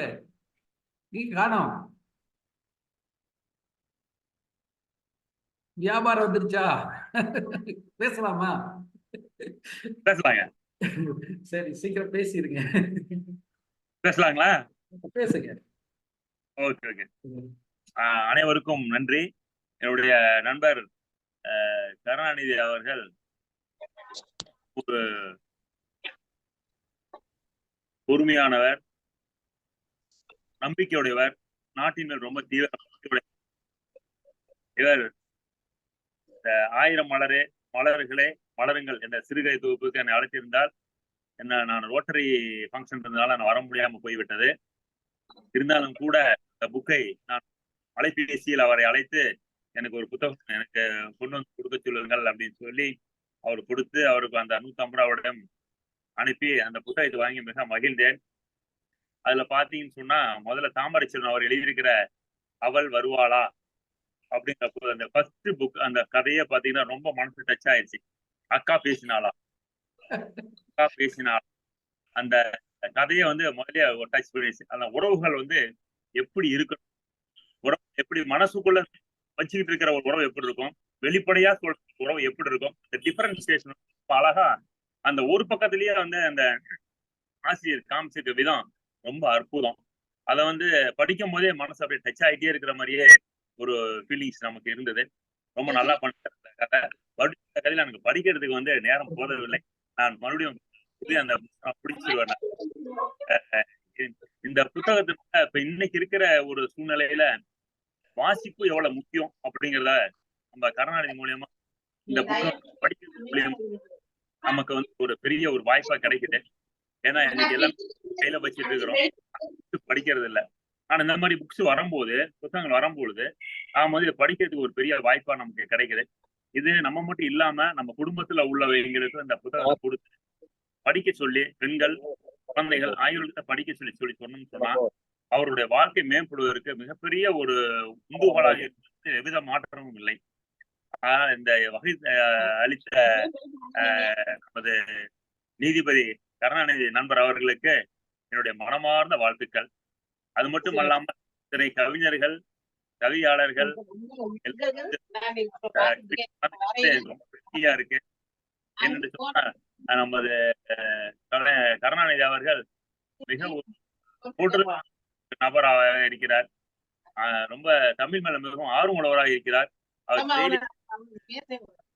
காலை வணக்கம் சொல்லும் போது பாத்தீங்கன்னா ஏதாவது ஒரு குரலோ அல்லது அவர் சொல்லக்கூடிய விதம் பார்த்தோம்னா அது முழுசு புரியும். அந்த அளவுக்கு அந்த தமிழ்ல வந்து ஒரு ஆர்வமா அதை வந்து போடாருமோ மிகப்பெரிய ஒரு வரப்பிரசாதம் தான் நான் நினைக்கிறேன். கலந்தவர்களுக்கும் நன்றி. எனக்கு வாய்ப்பளித்தமைக்கு நண்பர் நன்றியை தெரிவித்துக் கொள்கிறேன். நன்றி, வணக்கம். மிக்க நன்றி, மிக்க நன்றி விஸ்வநாதன் அவர்களே, மிக்க நன்றி. விஸ்வநாதன் சொல்லுங்க. வேலகொண்டப்பட்டியில் முன்பு நான் கல்லூரி படித்த காலத்துல எல்லாம் அடிக்கடி அவரை சந்தித்துக் கொண்டிருந்திருக்கிறேன். அவர் பல கடைகளை, அவருடைய சகோதரர்களும் நிறைய சகோதரர்கள் இருந்தார்கள். இத்தனை பேர் எனக்கு சரியாக நினைவில்லை. ஆக அவரை அடிக்கடி அப்போது சந்தித்திருக்கிறோம், பார்த்திருக்கிறோம், பேசியிருக்கிறோம், பழகி இருக்கிறோம். இன்று நாமக்கல் தமிழ் சங்கத்தின் மூலமாக இன்னொரு தளத்திலே இப்போது உறவாடக்கூடிய வாய்ப்பு கிடைத்திருக்கிறது. ஆக அவர் புத்தகத்தை அவரே கேட்டு வாங்கி அதில் ஒரு கதையும் படித்து இப்ப நமக்கு ஒரு விமர்சனத்தையும் கொடுத்திருக்கின்றார். மிக்க நன்றி தெரிவித்துக் கொள்வதற்கு நிச்சயமாக நான் கடமைப்பட்டிருக்கின்றேன். இன்னும் அவர் நமது இந்த இன்னும் தொடர்ந்து அன்பும் ஆதரவும் நல்கி வருவார் என்று நம்பிக்கையோடு அடுத்து பேச அழைப்பதற்கு முன்பாக திரு அகிலன் அவர்கள் கூறிய கருத்துக்களுக்கு சில கருத்துக்களை நான் பதிவு செய்ய வேண்டியது அவசியமாக இருக்கிறது. இந்த யாவரும் கேளீர் கலை இலக்கிய மையம் என்ற ஒரு அமைப்பு உருவாவதற்கு காரணமே அவர்தான். யாவரும் கேளீர் வாசகர் வட்டம் என்று ஒன்றை ஏற்படுத்தி அதில் சில வாரங்கள் நூல்களை பற்றி எல்லாம் பேசிக் கொண்டிருந்தோம். ஒரு சில நூல்களை பற்றி கருத்துக்களை எல்லாம் முன்வைத்து கலந்துரையாடி இருந்தோம். அதை தொடர்ந்து முன்னெடுத்து செல்ல முடியாத நிலை ஏற்பட்டு விட்டது. அதன் பிறகு அதே பெயரை அப்படியே வைத்து யாவரும் கேளிர் கலை இலக்கிய மையமாக இதை மாற்றி இது இப்போது செயல்பட்டு கொண்டிருக்கிறது. ஆக இந்த மையம் உருவாவதற்கான ஒரு காரணகர்த்தா திரு அகிலன் அவர்கள் தான் என்றால் அது மிகையாகாது. ஆக அவ்வாறு இந்த மையம் துவங்குவதற்கு காரணமாக இருந்தது. அதன் பிறகும் அவர் மிகுந்த ஆழ்ந்து படிக்கக்கூடியவர். ஆழ்ந்து படித்து மிக செறிவாக கவிதை எழுதினாலும் கட்டுரை எழுதினாலும் மிக செறிவாக எழுதக்கூடியவர். வார்த்தைகளை மிகவும் தேர்வு செய்து போட்டு எழுதக்கூடியவர். அந்த அளவுக்கு ஆற்றல் உள்ளவர். ஆனால் இன்னும் நிறைய அவருடைய இலக்கிய பணிகள் வெளிவர வேண்டும். உள்ளே நிறைய இருக்கிறது, இருப்பது இன்னும் வெளியில் வராமல் இருக்கிறது என்றுதான் நான் நினைக்கின்றேன். அந்த வகையில் அகில இங்கு ஒரு வாசக வட்டத்தை சிறப்பான வகையில் கொண்டு செல்ல வேண்டும் என்ற விருப்பம் அவரிடம் இருந்து கொண்டு இருக்கிறது. அந்த வகையில் அதை நிறைவு செய்யும் வகையால் தான் இப்போது யாவரும் கேள்வி கலை இலக்கியம் வாரம் ஒரு நூலை பற்றி பேசுவதோ அல்லது ஒரு கவியரங்கம் நடத்துவதோ எதையாவது ஒன்று செய்ய வேண்டும், வாரம் செய்ய வேண்டும் என்று ஒரு எண்ணத்தில் இந்த ஜூம் நிகழ்ச்சியை தொடர்ந்து முன்னெடுக்குவதற்காக உத்தேசித்துள்ளோம். ஆக அதற்கான ஒரு முன்னோட்டம் தான் இன்று நடக்கிறதாக இன்றைய நிகழ்வாக நாம் சொல்லலாம். ஆக அந்த வகையில் அகிலன் சொன்னார், புதுமைப்பித்தனை பற்றி விருது வழங்கிய நிகழ்ச்சியில் புதுமைப்பித்தனை பற்றி பெரிதாக எதுவுமே பேசவில்லை என்ற அவருடைய ஆதங்கம் நியாயமானதுதான். புதுமைப்பித்தன் தான் சிறுகதையுடைய மன்னன் மட்டுமல்ல, சிறுகதையில் பல சோதனை முயற்சிகளை செய்தவர். ஒரு சிறுகதை எழுதக்கூடியவர்கள் ஒரு சிறுகதையில் முன்னோடியாக இருந்தவர்களை படித்து முடித்துத்தான் சிறுகதை எழுத வேண்டும் என்ற கட்டாயம் ஒன்றும் இல்லை.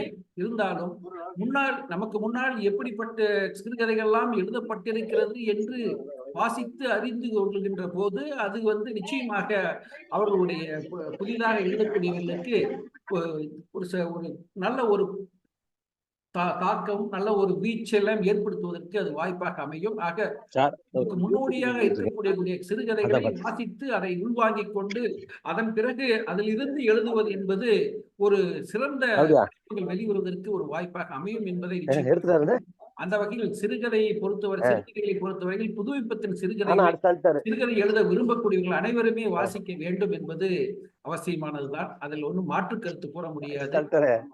அவருடைய கதைகள் பல்வேறு சோதனை முயற்சிகளாக பேசிக்கிட்டே இருக்கீங்க.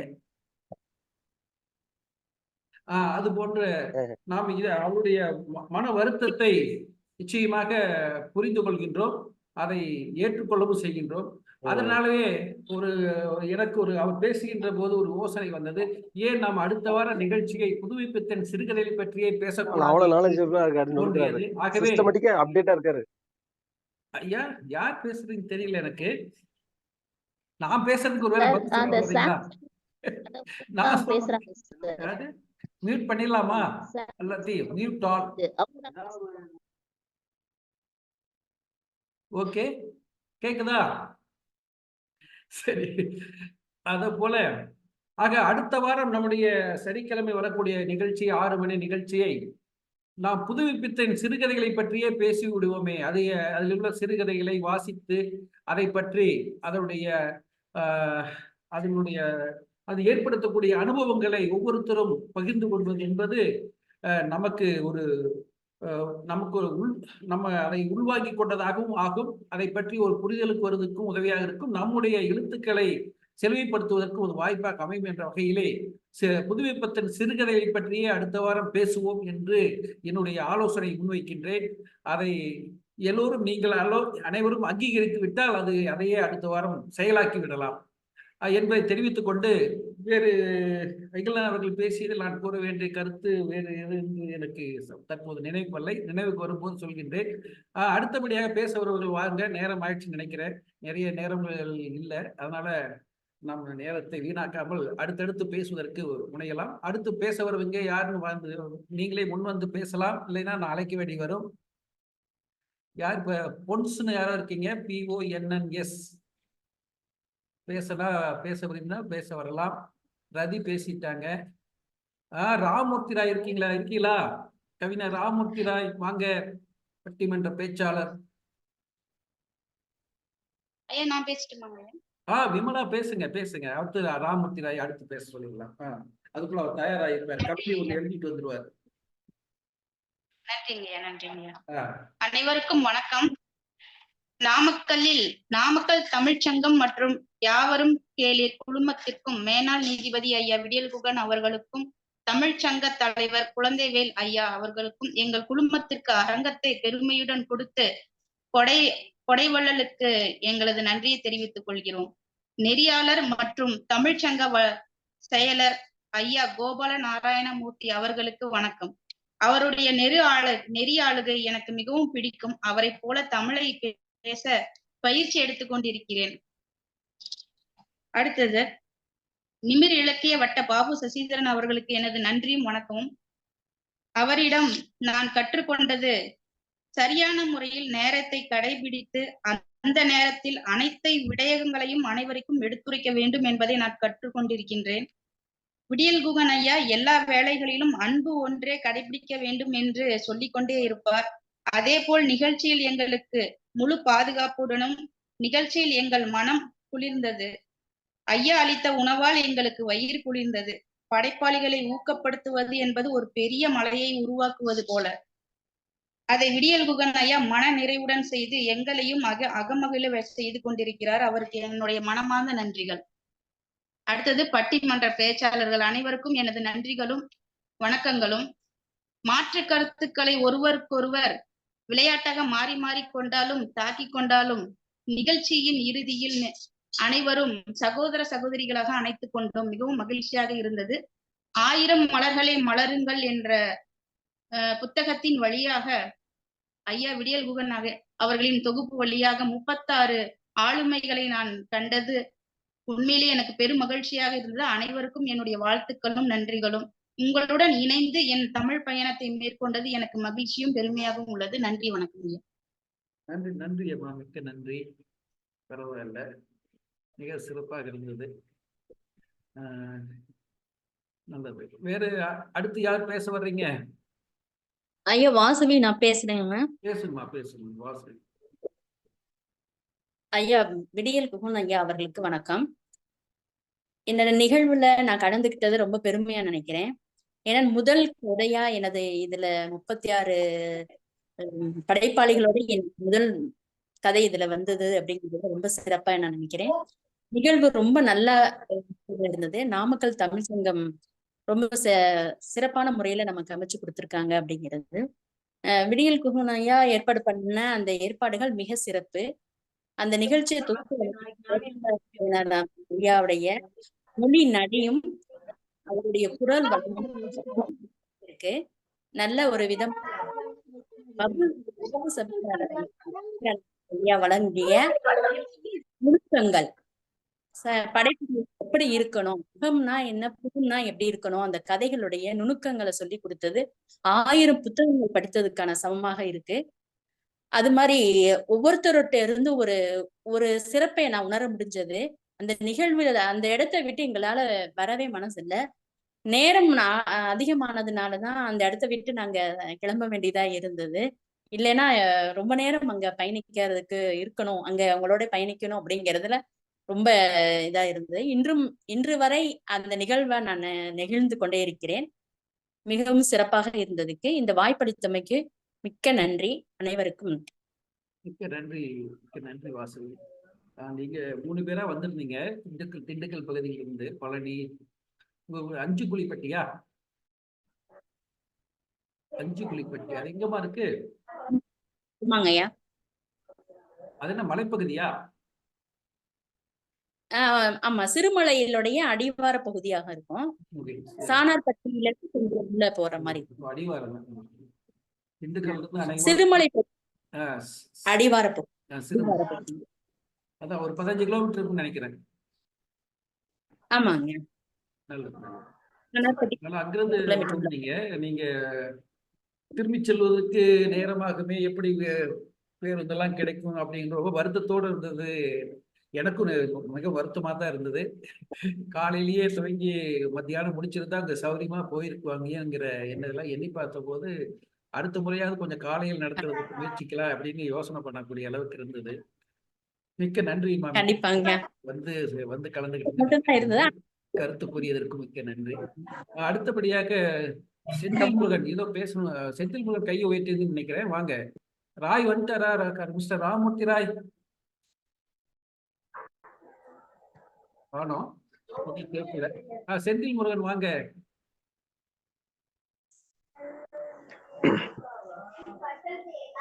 கர்ம வீரர் காமராஜ் ஐயா அவர்களையும் கக்கன் ஐயா அவர்களையும் எழுச்சி நாயகன் அப்துல் கலாம் ஐயா அவர்கள் வணங்கி வீடியோ வரலீங்களா? இந்த நிகழ்வுகள் கலந்து கொண்டிருக்கின்ற எழுத்தாளர்கள் மற்றும்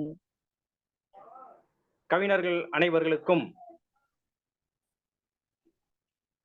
என்னுடைய வணக்கத்தை தெரிவித்துக் கொள்கிறேன். 26/5/2024 அன்று நடைபெற்ற 1000 மலருங்கள் என்ற சிறுகதை தொகுப்பை வெளியிட வந்திருந்த அனைத்தும் என் தமிழ் சொந்தங்கள் அனைவருக்கும் வணக்கத்தை தெரிவித்துக் கொள்கிறேன். குகன் ஐயாவை ஒரு 10 மாதத்துக்கு முன்னாடி தான் எங்களுக்கு அறிமுகமானார். அவர் அலுவலகத்துக்கு எங்களை வர சொல்லி இருந்த போது 2 சக்கர வாகனத்தில் வந்து அவர் அலுவலகத்தை திறந்த தன் அறையை சுத்தம் செய்து கொண்டிருந்த நபரிடம் போய் கருணை நீதிபதி ஐயா வந்து விட்டார்களா என்று கேட்டதற்கு அவர் நான் தான் என்று சொன்னார். மிக எளிமையான மனிதராக எங்களுக்கு அறிமுகமாகி பூகோளம் ஆனந்தத்தின் எல்லை கவிதை தொகுப்பை ஒரு 50 புதிய கவிஞர்களை அந்த அறிமுகம் செய்து வைத்தார்கள்.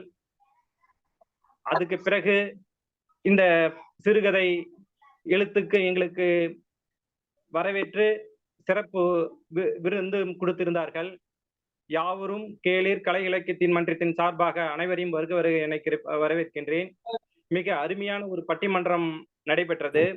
பாபு சசிதரன் ஐயா அவர்கள் ஒரு 10 பைசா ஒரு கதையை சொல்லியிருந்தார்கள். அதுவும் மிக அருமையாக இருந்தது. அது மாதிரி மருத்துவமனையின் ஒரு குழந்தை அந்த மருத்துவரிடம் சென்று அந்த ஒரு தாக்கத்தை எங்களுக்கு ஏற்படுத்தி இருந்தது. அவர் ஒரு கதையை படிக்க சொல்லியிருந்தார். கதவு என்ற ஒரு சிறுகதையை படிங்கள் என்று கூறியிருந்தார்கள். பட்டிமன்றத்தில் கலந்து கொண்ட அனைவர்களும் தங்களுடைய கருத்துக்களை நேரம் குறைவாக இருந்தாலும் சுருக்கமாக தங்கள் கருத்துக்களை எங்களுக்கு பதியும்படி ஒவ்வொருத்தரும் ஒரு கருத்தை சொல்லியிருந்தார்கள். நிதியா நிம்மதியா என்று அனைவருக்கும் நன்றி, வணக்கம். வணக்கம் வணக்கம். செந்தில் முருகன் மிகவும் இலக்கிய ஆர்வம் உள்ளவர், சமூக சேவைகளில் ஆர்வம் உள்ளவர். மேட்டூரிலும் நாமக்கலுமாக 2 ஊர்களிலும் பணியாற்றி கொண்டிருக்கின்றார். நன்றியை தெரிவித்துக் கொள்கின்றேன். அடுத்தபடியாக பேசுவதற்கு ராமூர்த்தி ராய் வந்துட்டீங்களா? கவிஞர் ராமூர்த்தி ராய் பெயர் இருக்கிறது. வணக்கம் வணக்கங்க. வணக்கம் வணக்கம். வாங்க. ரொம்ப நேரமா தேடிக்கிட்டே இருக்கிறேன். வாங்க. நலமா இருக்கீங்களா ஐயா? தொடங்குங்க. மகிழ்ச்சிங்க. பின்னூட்டம்.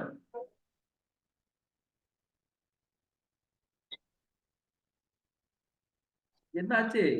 நாமக்கல் நிகழ்வு மிக சிறப்பாக நடந்ததுங்க. நல்லது, சொல்லுங்க, தொடருங்க. மிக சிறப்பாக இருந்தது. அதாவது சமுதாயத்திற்கான கட்டமைப்பு, தமிழுக்கான பரிணாம வளர்ச்சி போன்ற பல்வேறு விஷயங்களை இந்த அன்புவழி அறப்பணி மன்றமும் நாமக்கல் தமிழ்ச் சங்கமும் சிறப்பாக எடுத்து சென்றது. குறிப்பாக உங்களுடைய தமிழ் பணி என்றும் போற்றப்படக்கூடியது. தினம் ஒரு புதிய திருக்குறள், அந்த நவீன திருக்குறள் வாயிலாக அருமையான சிந்தனையும் அதற்கு ஏற்ற ஒரு பட தொகுப்பையும் அருமையாக தினந்தோறும் செய்து கொண்டிருக்கிறீர்கள். அது நவீன திருக்குறள் என்றே அழைக்கலாம். மேலும் இத்தனை கவிஞர்களையும் இத்தனை எழுத்தாளர்களையும் ஒன்று சேர கூட்டி அவர்களுடைய ஒற்றுமைக்கும் தமிழனுடைய அடுத்த வளர்ச்சியான கட்டமைப்புக்கும் வழிவகுத்திருக்கிறீர்கள். மகிழ்ச்சி. நன்றிங்கள் ஐயா. பாபு சசிதரன் ஐயா அவர்கள் ஒரு சிறந்த பேச்சாளர், சிறந்த எழுத்தாளர் என்பது அனைவருக்குமே தெரியும். பட் இருந்த பொழுதும் அவருடைய பட்டிமன்றம் மிகச் சிறப்பாக இருந்தது. அவருடைய நடுவர் பணி என்பது மிக போற்றப்படக்கூடியது. நேரத்தை நிர்வாகம் செய்வதில் மிக சிறப்பாக கையாண்டார். அந்த வகையில்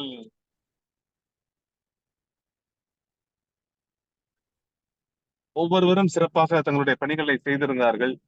ஒரு சிறந்த நடுவராக பாபு சசிதரன் ஐயா அவர்கள் அன்று ஆளுமை வீற்றிருந்தார். அவர்களுக்கு என் மனமாற வாழ்த்துக்களை தெரிவித்துக் கொள்கிறேன்.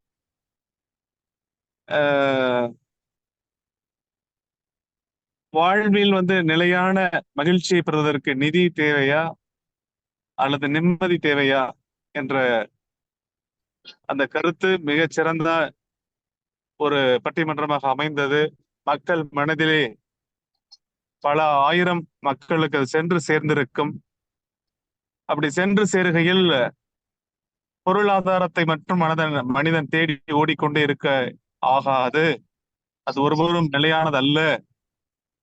மனிதன் என்பவன் தனக்குள் இருப்பதை வைத்துக் கொண்டே மகிழ்ச்சியை தேடிக்கொள்ள வேண்டும், நிம்மதியை தேடிக்கொள்ள வேண்டும் என்ற ஒரு சிறந்த கருத்தை அதன் வாயிலாக சமுதாயத்திற்கு வீற்றிருக்கிறோம். மிக சிறப்பான பட்டிமன்றம். அதன் மூலமாக தமிழ் பணிகள் சிறப்பாக நடந்து கொண்டிருக்கிறது. மிகப்பெரிய ஆளுமைகள் எல்லாம் அங்கே வந்திருந்தார்கள். நாராயணமூர்த்தி ஐயா அவர்களுடைய தொகுப்பு சொற்பொழிவு மிகச் சிறப்பாக இருந்தது. தில்லை சிவகுமார் அவர்கள் சிறப்பாக பேசினார்கள். அதுபோக சத்தியமூர்த்தி ஐயா அவர்கள் சிறப்பாக பேசினார்கள். மருத்துவர் குழந்தைவேல் ஐயா மிகச் சிறப்பாக இடம் கொடுத்து அனைவரையும் அமர வைத்து சிறப்பாக பணியாற்றினார்கள். ஆக அனைத்து முன்னோடிகளும் தமிழை தூக்கி பிடிக்க வேண்டும், தமிழை வளர்க்க வேண்டும் என்ற ஒரு தாகத்தில் இது போன்ற பணிகளை இனி வரும் காலங்களிலும் தொடர்ந்து சிறப்பாக எடுத்துச் செல்ல வேண்டும். தமிழ் சமூகத்துக்கு சிறந்த தமிழ் பணியினையும் நல்ல கருத்துக்களையும் தொடர்ச்சியாக திரு விடியல் குகன் ஐயா வாயிலாக நாம் அனைவரும் ஒன்று சேர்ந்து சிறப்பாக கட்டமைப்போம் என்று வாழ்த்தை விடைபெறுகிறேன். நன்றி ஐயா. நன்றி. நன்றி. நன்றி நன்றி கவிஞர் ராமமூர்த்தி ராய் அவர்களே, மிகவும் அருமையாக பேசினீர்கள். நல்ல கருத்துக்களை முன்வைத்தீர்கள். மிக்க நன்றி. அடுத்தபடியாக ராமசாமி அவர்கள் பேசுங்க. திரு என் ராமசாமி ஐயா இருக்கீங்களா?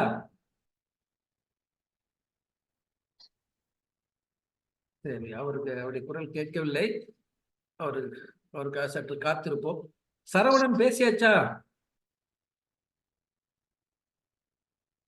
சரவணன் ஐயா ஐயா வணக்கம். நான் என்ன பேசலீங்க, பேசலாங்களா? பேசுங்க. இணையவழி கூட்டத்தில் பங்கேற்றிருக்கக்கூடிய அனைத்து ஐயா உங்க வீடியோ வர்ற மாதிரி பண்ணுங்க. சரிங்க ஐயா. இணையவழி கூட்டத்தில் பங்கேற்றிருக்கக்கூடிய அனைத்து நல்ல உள்ளங்களுக்கும் எனது இனிய மாலை வணக்கம். நாமக்கல் தமிழ்ச்சங்கம் யாவரும் கீழீர் கடை இலக்கிய அமைப்பு இணைந்து நாமக்கல் மாநகரிலே ஒரு அழகான ஒரு நிகழ்ச்சியான கூட்டத்தை நடத்தி இருக்கிறார்கள். அது ஒரு சிறப்புமிக்க ஒரு நிகழ்வு.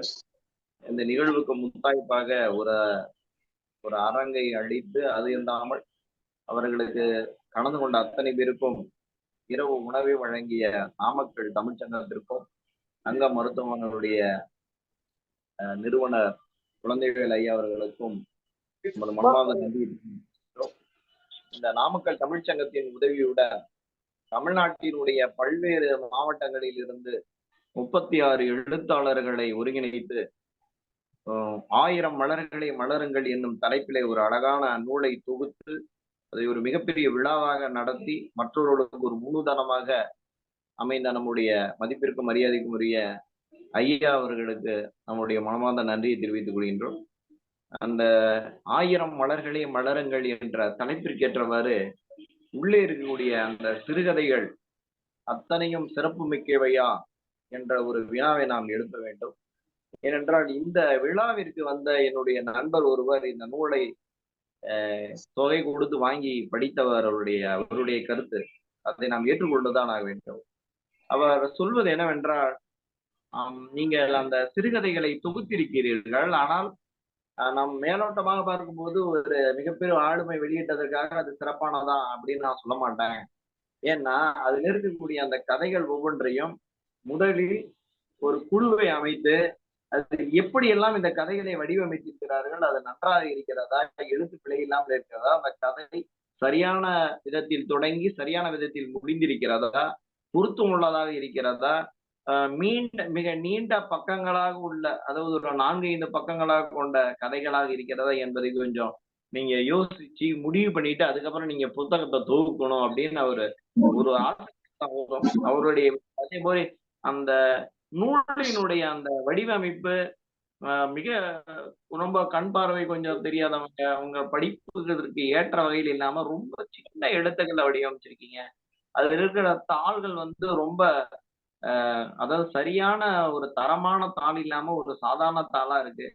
அத நான் காசு கொடுத்து வாங்கிட்டேனே அப்படிங்கிற எனக்கு ஒரு நீங்களே சும்மா கொடுத்துருப்பீங்க அப்படிங்கிற நிலையில நான் இருந்திருக்கலாம், நான் காசு கொடுத்து வாங்கிட்டேனே அப்படிங்கிற மாதிரி எண்ணம் எனக்கு இருந்துருச்சு. அப்படிங்கும்போது சொல்லும் போது நமக்கு மிகப்பெரிய ஒரு வருத்தத்தை ஏற்படுத்துது. என்னடா இப்படி சொல்லிட்டாரே அப்படின்னு. ஆனா அவருடைய பார்வையில் அது சொல்லியிருக்கலாம். ஆனா நம்முடைய பார்வையில் ஒரு வளரும் எழுத்தாளர்களுடைய அந்த எழுத்து திறன் அப்படிதான் இருக்கும். அவர்களை ஒருங்கிணைச்சு முதல்ல அவங்களுக்கு இந்த உலகத்திற்கு உன்னுடைய படைப்பும் வெளியிட்டப்பட்டிருக்கிறது, இந்த எழுத்தாளர்களுடைய பார்வையை உலகத்திற்கு கொண்டு வந்திருக்கோம். இங்க இருக்கக்கூடிய அந்த முக்கியமான எழுத்தாளர்கள், கவிஞர்கள், பார்வையாளர்கள், பொதுமக்கள் வாசிக்கும் பொழுதுதான் இதுல நம்ம அவர்களுக்கு சொல்லக்கூடிய அந்த மதிப்புரை, அந்த நூலினுடைய விமர்சனத்தை நம்ம ஏத்துக்கும் போதுதான் நாம அடுத்தடுத்த தளங்கள்ல போகும்போது இன்னும் நம்மளை மெருகேற்றிக்கணும், இன்னும் சரியான அந்த எழுத்துக்களை நம்ம உருவாக்கணும் அப்படிங்கிற எண்ணத்தை நம்மளுக்கு கண்டிப்பா ஏற்படுத்தும். அது இல்லாம தமிழ்நாட்டுல இருந்து ஒரு 36 எழுத்தாளர்களை தேடி பிடிச்சு அவர்களுடைய அந்த கதைகளை ஒருங்கிணைச்சு ஒரு தனி மனிதரா தன்னுடைய நேரம் காலம் எல்லாத்தையும் செலவிட்டு அது பார்த்தீங்கன்னா இவ்வளவு ஒரு பெரிய பிரம்மாண்டமான ஒரு விழாவை ஏற்படுத்துவது ஒரு சாதாரணமான நிகழ்வு அல்ல. இது ஒரு மிகப்பெரிய மெனக்கடல் பண்ணணும். எவ்வளவு சிரமப்பட்டாருன்னு எனக்கு தெரியும். நான் நேர்ல இருந்து பார்த்திருக்கேன். ஐயா தினந்தோறும் அந்த அச்சுக்கோப்புல இருந்து அது ஒவ்வொருத்தருக்கும் அந்த தகவலை பரிமாறி நீங்க கதையை அனுப்பிட்டீங்களா அப்படின்னு எவ்வளவு சிரமப்பட்டு அந்த நூலை வெளியிட்டிருக்காரு. இருப்பினும் அவருடைய ஆலோசனையும் நாம் மனதில் கொள்ள வேண்டிய நிலையில இருக்கணும் அப்படிங்கறத என்னுடைய அன்பான வேண்டுகோள். அதே போல பாத்தீங்கன்னா அந்த நூல் வெளியீட்டு விழா, அந்த அந்த சிறப்பு விருந்தினர்களுடைய வரவேற்பு, அவர்களுக்கு நாம் அளிக்கக்கூடிய அந்த மரியாதை, அதோடு சேர்த்து நம்ம தனித்தனியா ஐயா அவர்களிடம் நாங்க அடிக்கடி போய் சொன்னோம். அவர்கள் மிகப்பெரிய ஆளுமைகள்லாம் இருக்கும்போது எல்லா நேரமும் நம்ம கூட இருப்பாங்கன்னு எதிர்பார்க்க கூடாதுங்க ஐயா. அப்படியே அவங்களுக்கு பொன்னாடை அணிவிக்கும் போதே அந்த நினைவு பரிசு சேர்த்து வழங்கிருந்தோம்னா அவங்களுக்கு கொஞ்சம் சிறப்பா நம்ம நேரிலே கொடுத்த மாதிரி இருக்கும். ஆனா பாத்தீங்கன்னா இப்ப ஒரு பொன்னாடையோட ஒரு சிலர் போயிட்டாங்க. அந்த நினைவு பரிசு கொடுக்கும்போது அவர்கள் இல்லாத ஒரு சூழல்ல அது அவர்களை சரியா நம்ம மதிப்பளிக்க முடியாம போயிருச்சோ அப்படிங்கிற ஒரு வருத்தம் எனக்குள்ள இருந்தது ஐயா. நீங்க தப்பா எடுத்துக்க வேணாம். அதை அப்படியே செய்திருந்தா ஒரு சிறப்பா இருந்திருக்கும். நம்முடைய நாமக்கல் தமிழ் சங்கத்தினுடைய செயலாளர் அவர்கள் ஒரு நிகழ்வை எப்படி ஆரம்பிச்சு எப்படி சிறப்பா முடிக்கணுங்கிறத தெள்ள தெளிவா அவருடைய நேர குறிப்போட இவ்வளவு நேரம் எடுத்துங்க இவ்வளவு நேரம் எடுத்துங்கன்னா அந்த சரியான அந்த நேர அணுகுமுறை பின்னாடி இருந்தே நம்மளுக்கு இயக்கிக்கிட்டு இருந்தாரு. அது ஒரு மிகப்பெரிய பலனா நம்மளுக்கு இருந்திருக்கும். இந்த நிகழ்வு சிறப்பான ஒரு நிகழ்வு அமைந்ததற்கு நாமக்கல் தமிழ்ச்சங்கத்தினுடைய உதவி. அதே போல பாத்தீங்கன்னா இந்த புதுமை பித்தன் அப்படிங்கிற ஒரு விருது, அதற்கு அந்த எழுத்தாளர்கள் கொடுத்த அங்கீகாரம் மிகச்சிறந்த அங்கீகாரம். இந்த மாதிரி ஒரே ஒரு சிறுகதை எழுதி ஒரு புத்தகத்தை வெளியிடுறதுக்காக இவ்வளவு பெரிய அங்கீகாரம் யாராவது கொடுப்பாங்கன்னா கொடுக்க மாட்டாங்க. ஆனா 36 கவிஞர்களுக்கும் அந்த எழுத்தாளர்களுக்கும் இவ்வளவு மிகப்பெரிய ஒரு சிறப்பை கொடுத்து அவர்களுடைய அந்த எழுத்து திறனை ஊக்குவிக்கிறதுக்கு ஐயா ஒரு சிறப்பான முன்முயற்சி, மற்ற எல்லாருக்கும் முன்னுதாரணமா இருக்காரு. அந்த விதத்துல நம்ம அனைவரும் அவருக்கு நன்றி கூறிக்கொள்ள வேண்டும். அப்போ பாத்தீங்கன்னா நம்முடைய பட்டிமன்றத்தினுடைய நடுவர் ஐயா வந்து பாத்தீங்கன்னா ஒரு சிறந்த கவிஞர், எழுத்தாளர், பன்முகையாளரா பணியாற்றியிருக்காரு. அவர் பாத்தீங்கன்னா அந்த நடுவர் பணியும் சிறப்பான ஒரு பணியா அந்த ஆளுமைகள் எல்லாம் வியக்கக்கூடிய வகையிலான கருத்துக்களை எல்லாம் எடுத்து முன்வைத்து ஒரு அருமையான கருத்துக்களை, அதாவது ஒரு பேச்சாளர் தடுமாறும் போது அவர்களுக்கு எடுத்துக் கொடுக்கும் விதமா ஒரு நடுவர் இருக்கணும். அப்பதான் அந்த பட்டிமன்றம் ஒரு சிறப்பான பட்டிமன்றம் இருக்கும். ஏன்னா இப்ப பட்டிமன்ற பேச்சாளர்கள் எல்லோரும் பாத்தீங்கன்னா ஒரு ஒரு ஒரு ஒரு அறிமுகம் இல்லாதவர்கள். அந்த மேடையில போய் உட்காரும் போது தான் இவங்க எங்க அணி, அவங்க எங்க அணிங்கிறதே தெரியும். அப்ப அவங்க என்ன கருத்துக்களை இவங்க எடுத்துட்டு வந்தாங்க, இவங்க என்ன கருத்துக்களை சொல்ல போறாங்க, இவங்க என்ன கருத்துக்களை சொல்ல போறாங்கன்னு யாருக்குமே தெரியாது. இப்ப நான் எடுத்துட்டு வந்த கருத்தையே இன்னொருத்தர் சொல்லி இருக்கும்போது, அடாடா இவங்க சொல்லிட்டாங்க, நம்ம எப்படி சொல்ல போறோமோ அப்படிங்கிற அந்த பதட்டம், தடுமாற்றம் கண்டிப்பா இருக்கும். அது வந்து நம்ம நேர்ல பார்க்கும் போதே தெரியும். இப்ப ஒரு சிலருடைய பேச்செல்லாம் பேசுறதுக்கு முன்னாடி அவங்க தடுமாறும் போது, அவங்க வந்து அந்த பயப்படும் போது, அந்த இடத்துல பாத்தீங்கன்னா நடுவர் தான் அதை சரியா வந்து அந்த தடுமாற்றம் இல்லாம அவர்களை அந்த பட்டிமன்றத்தை ஒரு சிறப்பான பட்டிமன்றமா நடைபெறுவதற்கு மிக ஒத்துழைப்பு கொடுத்தாருன்னா உண்மையிலுமே நடுவர் அவர்களை நம் மனதார பாராட்ட வேண்டும். பல இலக்கிய மன்றங்களிலும் சரி, ஒரு நிகழ்வுகளையும் சரி, ஒரு சிறப்பான நடுவராக பணியாற்றியிருப்பதை நாம் நேரடியாக கண்டிருக்கின்றோம்.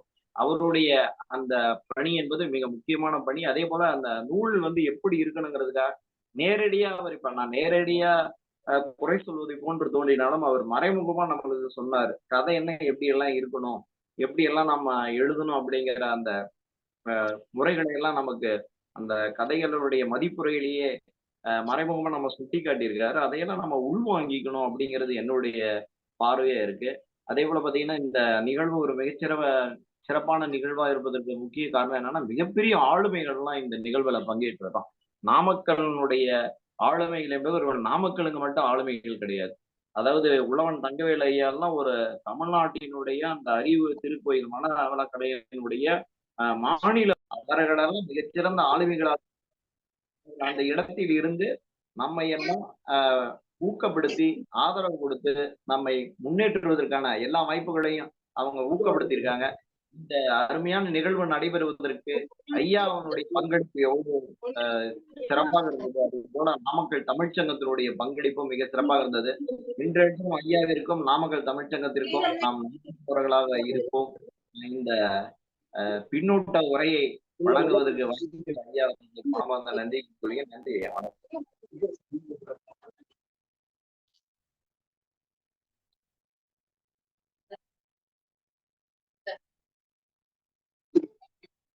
ஐயா மியூட் பண்ணிட்டு பேசுங்க ஐயா. ஐயா ஐயா நீங்க பேசுறது கேட்கல. ஐயா ஐயா நீங்க பேசுறது ஐயா. நன்றி நன்றி சரவணன் அவர்களே, நன்றி. கேக்குதா? கேக்கலையா? நல்லது நல்லது நல்லது. சரி, நிறைகளை பற்றி நிறைய பேசிவிட்ட நிலையில் குறைகளை பற்றி கொஞ்சமாவது பேச வேண்டும் என்ற முறையாக பேசியிருக்கிறீர்கள்.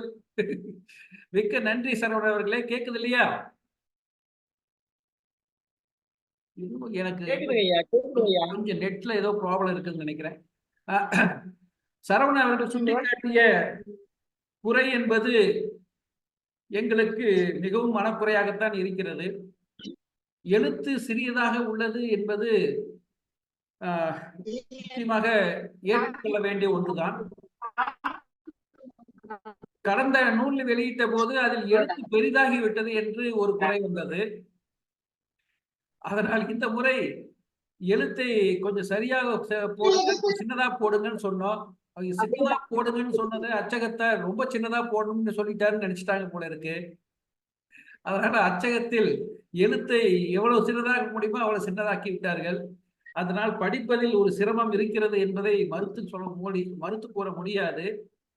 ஆனாலும் கதையை வாசிக்க வேண்டும் என்று எண்ணம் நிறைய இருந்தால் நிச்சயமாக வாசித்து கதையை உள்வாங்கி கருத்துக்களை கூற வாய்ப்பு நிறைய இருக்கிறது. சரி, இனி அச்சிட்ட பிறகு என்ன சொல்லியும் ஒன்று ஆகப் போவதில்லை. ஏனால் அச்சிட்டதை அப்படித்தான் அச்சிட்டு கொடுத்து விட்டார்கள். ஆகவே அந்த குறையை நாம் அடுத்த முறை திருத்திக் கொள்வதுதான் உசிதமாக இருக்குமே தவிர இது எதுவும் இப்போதைக்கு ஒன்றும் செய்வதற்கில்லை. அடுத்த முறை கவனத்தில் கொள்வோம். அடுத்த முறை பெரிதாகவும் இல்லாமல் சிறிதாகவும் இல்லாமல் சரியான முறை அளவிலே சரியான முறையிலே படிப்பதற்கு மிகவும் ஒரு ஈர்ப்பை கொடுக்கின்ற வகையிலே நூலை அமைப்பதற்கு முன்முயற்சி எடுப்போம் என்று கூறிக்கொண்டு அந்த குறைக்காக வருத்தத்தையும் மன்னிப்பையும் கேட்டுக்கொண்டு அடுத்து பேச வரக்கூடியவர்களை அழைக்கின்றேன். திராவிடமணி அவர்கள் வந்து இணைந்திருக்கின்றார். ஐயா திராவிடமணி அவர்களே பேசுங்க.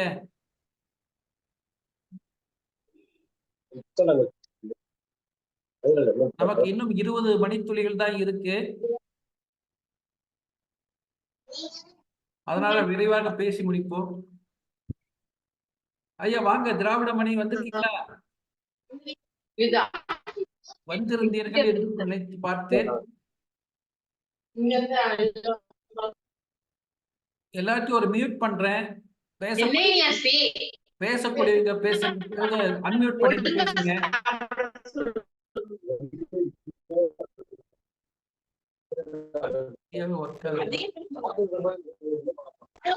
கவினன் கமல் யாருக்கு சொல்லுங்க, கையில் எடுத்திருக்கீங்க. உங்க பேர் என்ன சொல்லுங்க. எங்களுக்கு ஏதோ புதிய முகமாகத்தான் தெரியுது. அறிமுகம் இருந்தாலும் ஒருவேளை புது முகம் எனக்கு தெரியவில்லை. சொல்லுங்க, வாங்க கமல் வாங்க. கமல் கை உயர்த்திய கமல் வாங்க. காணமே, திராவிடமணியையும் காணோம். வேறு யாரும் பேசுவார்கள் வரலாம், முன் வரலாம், பேசுங்க. ஒரு 20 நிமிடங்கள் தான். 8 மணிக்கு நாம் சரியா 8 மணிக்கு முடிச்சுக்கலாம். பேசுவாங்கய்யா, பேசுங்க கமல், பேசுங்க. உங்களுக்காக தான் காத்திருக்கோம். யாரு? நான் சின்ன பையன் தான். நான் சின்ன பையன். ஒரு தலைப்பாவே இருக்கு, நல்ல தலைப்பா இருக்கு. சரி எழுதுங்க, பேசுங்க. எப்படி எப்படிங்க இந்த அரங்கம் உங்களுக்கு அறிமுகம்? பாபு சசிதரன் ஐயா அவர்களை கொஞ்சம் எனக்கு அறிமுகப்படுத்த சொன்னார். அந்த குழு கொஞ்சம் நிறைய பங்கேற்றுதான். நல்லது நல்லது, பேசுங்க பேசுங்க. தாய் தமிழுக்கு முதல் வணக்கம். தளத்தில் இருந்திருக்கும் அனைவருக்கும் அடுத்த வணக்கம். என கூறி சிறுகதைகள் எல்லாம் தொகுத்து ஒரு புத்தகமாக வெளியிடக்கூடிய மேலாண் நீதிபதி விடியல் குகன் ஐயா அவர்களுக்கு வாழ்த்து தெரிவிக்க வயதில்லை என்றாலும் கூட அவரை வணங்கி மகிழ்கிறேன். 1000 மலர்களே மலருங்கள் என்ற புத்தகம் வெளியீட்டு விழாவில் என்னால் பங்கேற்க முடியவில்லை என்பது எனக்கு ஒரு வருத்தம். இன்னொரு வருத்தம் என்னவென்றால், பாபு சசிதரன் ஐயா, விடியல் குகன் ஐயா போன்ற இலக்கியவாதிகளின் பேச்சை தவறிவிட்டேன் என்பதுதான். 1000 மலர்களே மலர்கள் என்ற புத்தகம் மிக சிறப்பாக இருக்கும். நான் பங்கேற்கவில்லை என்றாலும் கூட 1000 மலர்களே மலருங்கள் என்ற புத்தகம் மிக சிறப்பாக இருக்கும் என்பது எனக்கு தெரியும். ஏனென்றால் ஒரு நாவலை விட ஒரு சிறுகதை தொகுப்பு என்ற வடிவம் பல்வேறு கருத்துக்களை கூறுவதாக இருக்கும். இன்னும் சிறப்பு என்னவென்றால் 1000 மலர்களே மலருங்கள் என்ற புத்தகம் ஒருவரால் தொகுக்கப்பட்டு பலரால் எழுதப்பட்டிருந்தது என்பதுதான். ஒரு மற்ற சிறுகதை தொகுப்புகள் எல்லாம் ஒரு எழுத்தாளரின் கருத்துக்களை கூறுமானால் இந்த புத்தகம் பல்வேறு எழுத்தாளர்களின் கருத்துக்களை கூறும் என்பதால் மிகவும் சிறப்பு. இந்த கூட்டத்திலே என்னை பேசட்டதற்கு விடியல் குகன் ஐயாவுக்கு எனக்கு என்னுடைய நன்றிகளை தெரிவித்துக் கொள்கிறேன். நான் ஒரு 11ஆம் வகுப்பு படிக்கும் மாணவன் தான். மிகவும் பெரிய ஆளெல்லாம் இல்லை. கவிதைகள் மட்டும் கொஞ்சம் எழுதுவேன், அவ்வளவுதான். இந்த புத்தகத்தை ஐயா குறைந்த விலையில் கொடுத்தும் என்னால் வாங்க இயலவில்லை. கூடிய சீக்கிரம் அதை கண்டிப்பாக நான் வாங்கி படிப்பேன் என கூறி விடைபெறுகிறேன் ஐயா. நன்றி. நன்றி கமல், நன்றி நன்றி. ஒரு புதுமுகமாக இருந்தாலும் நல்ல அறிமுகம். பாபு சசிதரன் ஐயாவுடைய வளர்ப்பு மிக்க நன்றி. ஒருவரால் தொகுக்கப்பட்ட பல எழுத்தாளர்களின் கதைகள் எழுதுகின்ற போது அதில் பலவித அனுபவங்கள் கிடைக்கும் என்று அருமையான கருத்தை முன்மொழிந்த கமல் அவர்களுக்கு மிக்க நன்றி. அடுத்தபடியாக தாமோதரன் ஐயா பேசுறீங்களா? நான் கேட்டுட்டு இருக்கிறேங்கய்யா, போதுங்க. கேட்பதே போதும் என்று சொல்லிவிட்டேன். ஆமா, சந்தோஷம் ஐயா. ஐயா நூல் கிடைச்சிச்சுல? கிடைச்சிருச்சுங்க யார் கிடைச்சிருச்சுங்க சார். சரி, நல்லது நல்லது. நன்றிங்க, நன்றி. சரவணன், செந்தில் முருகன், கமல், பாபு, சசிகரன், கோபால், நாராயணன். அநேகமா அனைவரும் பேசியாச்சோ? தீபா இருக்காங்க, பேச வாய்ப்பு, பேச முடியாதுன்னு மாதிரி சொன்னாங்க முன்னையே. தீபா பேசுறீங்களா?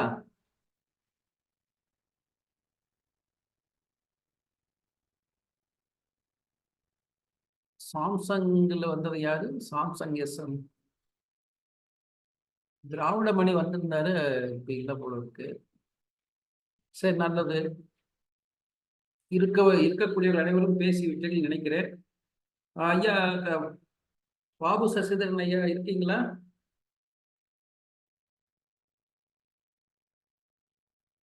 கோபால நாராயணமூர்த்தி,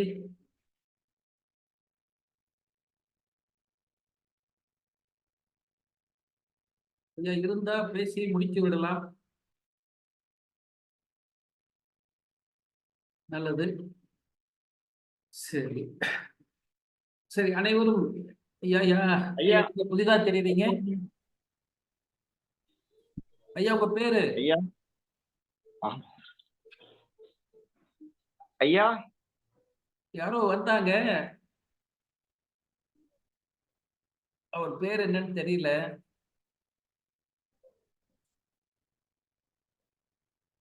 ஐயா பேசுறீங்களா? யாரோ வந்தார்கள், உடனே சென்றார்கள், மீண்டும் வருவாரா என்று தெரியவில்லை. சரி, நன்று. இன்னொரு இணைய வழியில் சந்திக்கும் நமது முயற்சி ஓரளவு வெற்றிகரமாக நடந்திருக்கிறது. இன்னும் அதிகமான பேர் வருவார்கள் என்று எதிர்பார்ப்பு இருந்தது. ஒரு இன்டர்நெட் கனெக்ஷன் இஸ் அன்ஸ்டேபிள், என்னுடைய நெட் கனெக்ஷன் சரியா இல்லைன்னு சொல்லுது. அதனால இன்னும் அதிக நேரம் பேசுவதற்கு வாய்ப்பு இல்லை என்றுதான் அதுவும் அறிவிக்கிறது போல் இருக்கிறது. அனைவருமே கருத்துக்களை கூறியிருக்கிறீர்கள். நிச்சயமாக நமது பணிகளை இன்னும் செவிப்படுத்திக் கொள்வதற்குரிய கருத்துக்கள் ஒவ்வொருடமிருந்து வந்திருக்கிறது. ஆக அவைகளெல்லாம் நன்றியுடன் ஏற்றுக்கொண்டு இனி அடுத்த வாரம் நம் இந்த இலக்கிய தொடர் முயற்சியை தொடங்குவோம். அதில் அடுத்த வாரம் ஏற்கனவே நான் கூறியது போல புதுமைப்பித்தன் சிறுகதைகளை பற்றி பேசுவதற்கு ஒரு வாய்ப்பாக அமைப்போம் என்று நம்புகின்றேன், அமையும் என்று நம்புகின்றேன். அதனால் புதுமைப்பித்தன் சிறுகதைகளை ஒவ்வொருவரும் வாங்கி அல்லது யாரிடமே பெற்று, உங்களிடமே இருந்தால் அதை எடுத்து வாசித்து அடுத்த முறை வருகின்ற போது புதுமைப்பித்தன் சிறுகதைகளிலே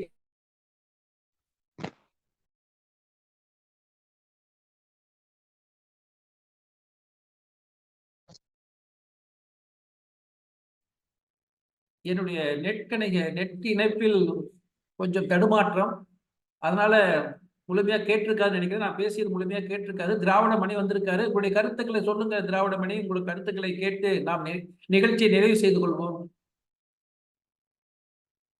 ஐயா வாங்க, கேக்குதா? என்னுடைய பேச்சு கேக்குதா? ஐயா திராவிடமணி வாங்க.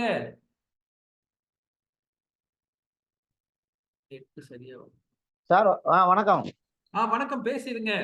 ஹலோ, பேசுங்க சார் வணக்கம். இப்பதான் வந்தேன். சரி, வந்த நிகழ்ச்சி எப்படி இருந்ததுங்கிறத உங்களுடைய கருத்துக்களை தெரிவிக்கக்கூடிய வாய்ப்பு தான் இது. ரைட். அது நிகழ்ச்சி ரொம்ப அருமையாக நடத்துனீங்க. ரொம்ப நல்லா இருந்துச்சு சார். ரொம்ப இது மாதிரி இன்னும் சிறப்பா நடத்தணும். நல்லது. வருங்காலத்துல செய்வோம், தொடர்ந்து செய்வோம். நல்லது சார். புத்தகம் சரிங்க சார். புத்தகம் ஏதாவது வாசிச்சீங்களா? நம்முடைய உங்களுடைய கதைகளை தவிர பிற கதைகள் ஏதாவது வாசிச்சீங்களா? இல்ல இன்னும் வாசிக்கவே இல்ல. நேரம் போதவில்லை. ஆமாமா வாசிக்கணும். என்ன சார்? கதையாவது வாசிச்சீங்களா? என்னோடதான் வாசிச்சுட்டேன். சிறிய எழுத்தா போட்டுட்டு வாசிச்சீங்களான்னு எங்களை கேக்குறீங்களே அப்படின்னு எங்களை சொல்றது தெரியுது. நல்லது. சரி, நேரம் 7:55 ஆகிவிட்டது. துவங்கும் போது ஒரு 15 நிமிடம் காலதாமதமாக துவங்கணும். இருந்தாலும் 8 மணிக்கு நிறைவு செய்து கொள்வது நிறைவு செய்து கொள்வதில் உங்களுக்கு அனைவருக்கும் எந்தவித வருத்தமும் இருக்காது என்று நம்புகின்றேன். நிறைவு செய்து கொள்ளலாமா? நல்லது சார். யாரேனும் பேச விரும்பினால் பேசலாம். ஐயா வணக்கம் ஐயா. யாரு? நான் சரவணன் தாங்க ஐயா. பேசுங்க சரவணன். ஒண்ணும் இல்லைங்க. அடுத்த புத்தகம் வெளியிடுவதற்கோ அல்லது இந்த கவியரங்கோ நம்முடைய நண்பர்கள் ஆசிரியர்கள் கலந்து கொள்வதற்கு ஆர்வமா இருக்காங்க. அவர்களோடும் உங்களோடு இணைத்து பயணிக்க அன்போடு வேண்டுகிறேன் ஐயா. நல்லது நல்லது. அடுத்த நூல் என்பதை பற்றி இன்னும் நான் எதுவும் முடிவு செய்யல. ஆனா அன்பு வழி அறப்பணி மன்றத்திலிருந்து ஒரு நூல் வெளியிட வேண்டும் என்ற எண்ணம் எழுந்துள்ளது. எங்களுடைய நிறுவனர், அமைப்பினுடைய நிறுவனர் வேலாயுதம் அவர்கள் ஆற்றிய பணிகள் குறித்து அவருடைய வாழ்க்கை வரலாற்றை தொகுத்து அவரை பற்றி மற்றவர்கள் எல்லாம் சொல்லக்கூடிய கருத்துக்களை தொகுத்து ஒரு நூல் வெளியிடும் எண்ணம் இருக்கிறது. வேலாயுத வேள்வி என்ற பெயரிலே அந்த நூல் வெளியிடுவதாக இருக்கிறது. ஆனால் அதற்கான பணிகள் அடுத்து நான் மேற்கொள்வதற்கு உரியதாக இருக்கிறது என்று நினைக்கின்றேன். அதனிடையே வேறு நூல்களை வெளியிடுவது பற்றி இன்னும் வேறு எதுவும் யோசனை செய்யவில்லை. தொகுப்பு நூல் வெளியிடும் யோசனை இன்னும் செய்யவில்லை. ஆனால் அண்மையில் நான் ஒரு சிறுவர் இலக்கியம் குறித்து நடந்த ஒரு கருத்தரங்குக்கு சென்றிருந்தேன், ஒரு முகாமுக்கு சென்றிருந்தேன். அப்போது சிறுவர் இலக்கியத்துக்காக ஒரு தொகுப்பு நூல் வெளியிடலாமா என்று யோசனை சிறிதாக வந்தது. இருந்தாலும் அதற்காக முன்முயற்சி எடுப்பதற்கு அந்த ஆசிரியர் பயிற்சி நிறுவனத்தினுடைய முதல்வர் திரு செல்வம் போன்றவர்கள் எல்லாம் அதில் ஒரு சிறப்பாக செயல்பட்டு கொண்டிருக்கிறார்கள். ஆகவே அவருடைய முன்முயற்சி ஏதேனும் இருந்தால் அதற்கு துணை புரியக்கூடிய வகையிலே செயல்படலாம் என்று மட்டும் எண்ணம் உள்ளது. இதுதான் அடுத்த நூல் பற்றிய அறிவிப்புக்கான செய்தி. ஆக அதை இப்போ தொடர்ந்து பேசுவோம். அடுத்த வாரம் புதுமைப்பித்தன் சிறுகதை பற்றி பேசுவோம். புதுமைப்பித்தன் சிறுகதைகளை நன்கு படித்துவிட்டு வாருங்கள். அந்த சிறுகதைகளை படித்ததில் உங்களுடைய அனுபவம் எப்படி இருக்கிறது என்பதை உங்களுடைய கருத்துக்களை பகிர்ந்து கொள்ளுங்கள். ஆக அடுத்த வாரம் இதே சனிக்கிழமை மாலை 6 மணியிலிருந்து 8 மணி வரையில் சந்திப்போம். யாவரும் கேளீர் என்பதை தொடர்ந்து கருத்தை நாம் மனதிலே கொண்டு செல்லும், மனதிலே பதிய வைக்கும் வகையிலே தொடர்ந்து செயல்படுவோம் என்று கூறிக்கொண்டு நிகழ்ச்சியை நிறைவு செய்து விடலாமா? உங்கள் அனைவரின் அனுமதியோடு இந்த நிகழ்ச்சியை நிறைவு செய்து கொள்ளலாம் என்று நினைக்கின்றேன். ஆக நிறைவு செய்வோம். மீண்டும் அடுத்த வாரம் சந்திப்போம். அனைவருக்கும் மிக்க நன்றி. வணக்கம். வணக்கம் வணக்கம் வணக்கம் வணக்கம் வணக்கம் வணக்கம். அனைவருக்கும் வணக்கம் சார். வணக்கம் வணக்கம். அடுத்த வாரம் சந்திப்போம் புதுமைப்பித்தன் சிறுகதைகள்ல. படிச்சுட்டு வரேன் சார். நானும் வாங்க வாங்க. நீங்க தான் நிறைய பேச நினைக்கும். ரொம்ப நன்றிங்க சார். நன்றி நன்றி நன்றி நன்றி.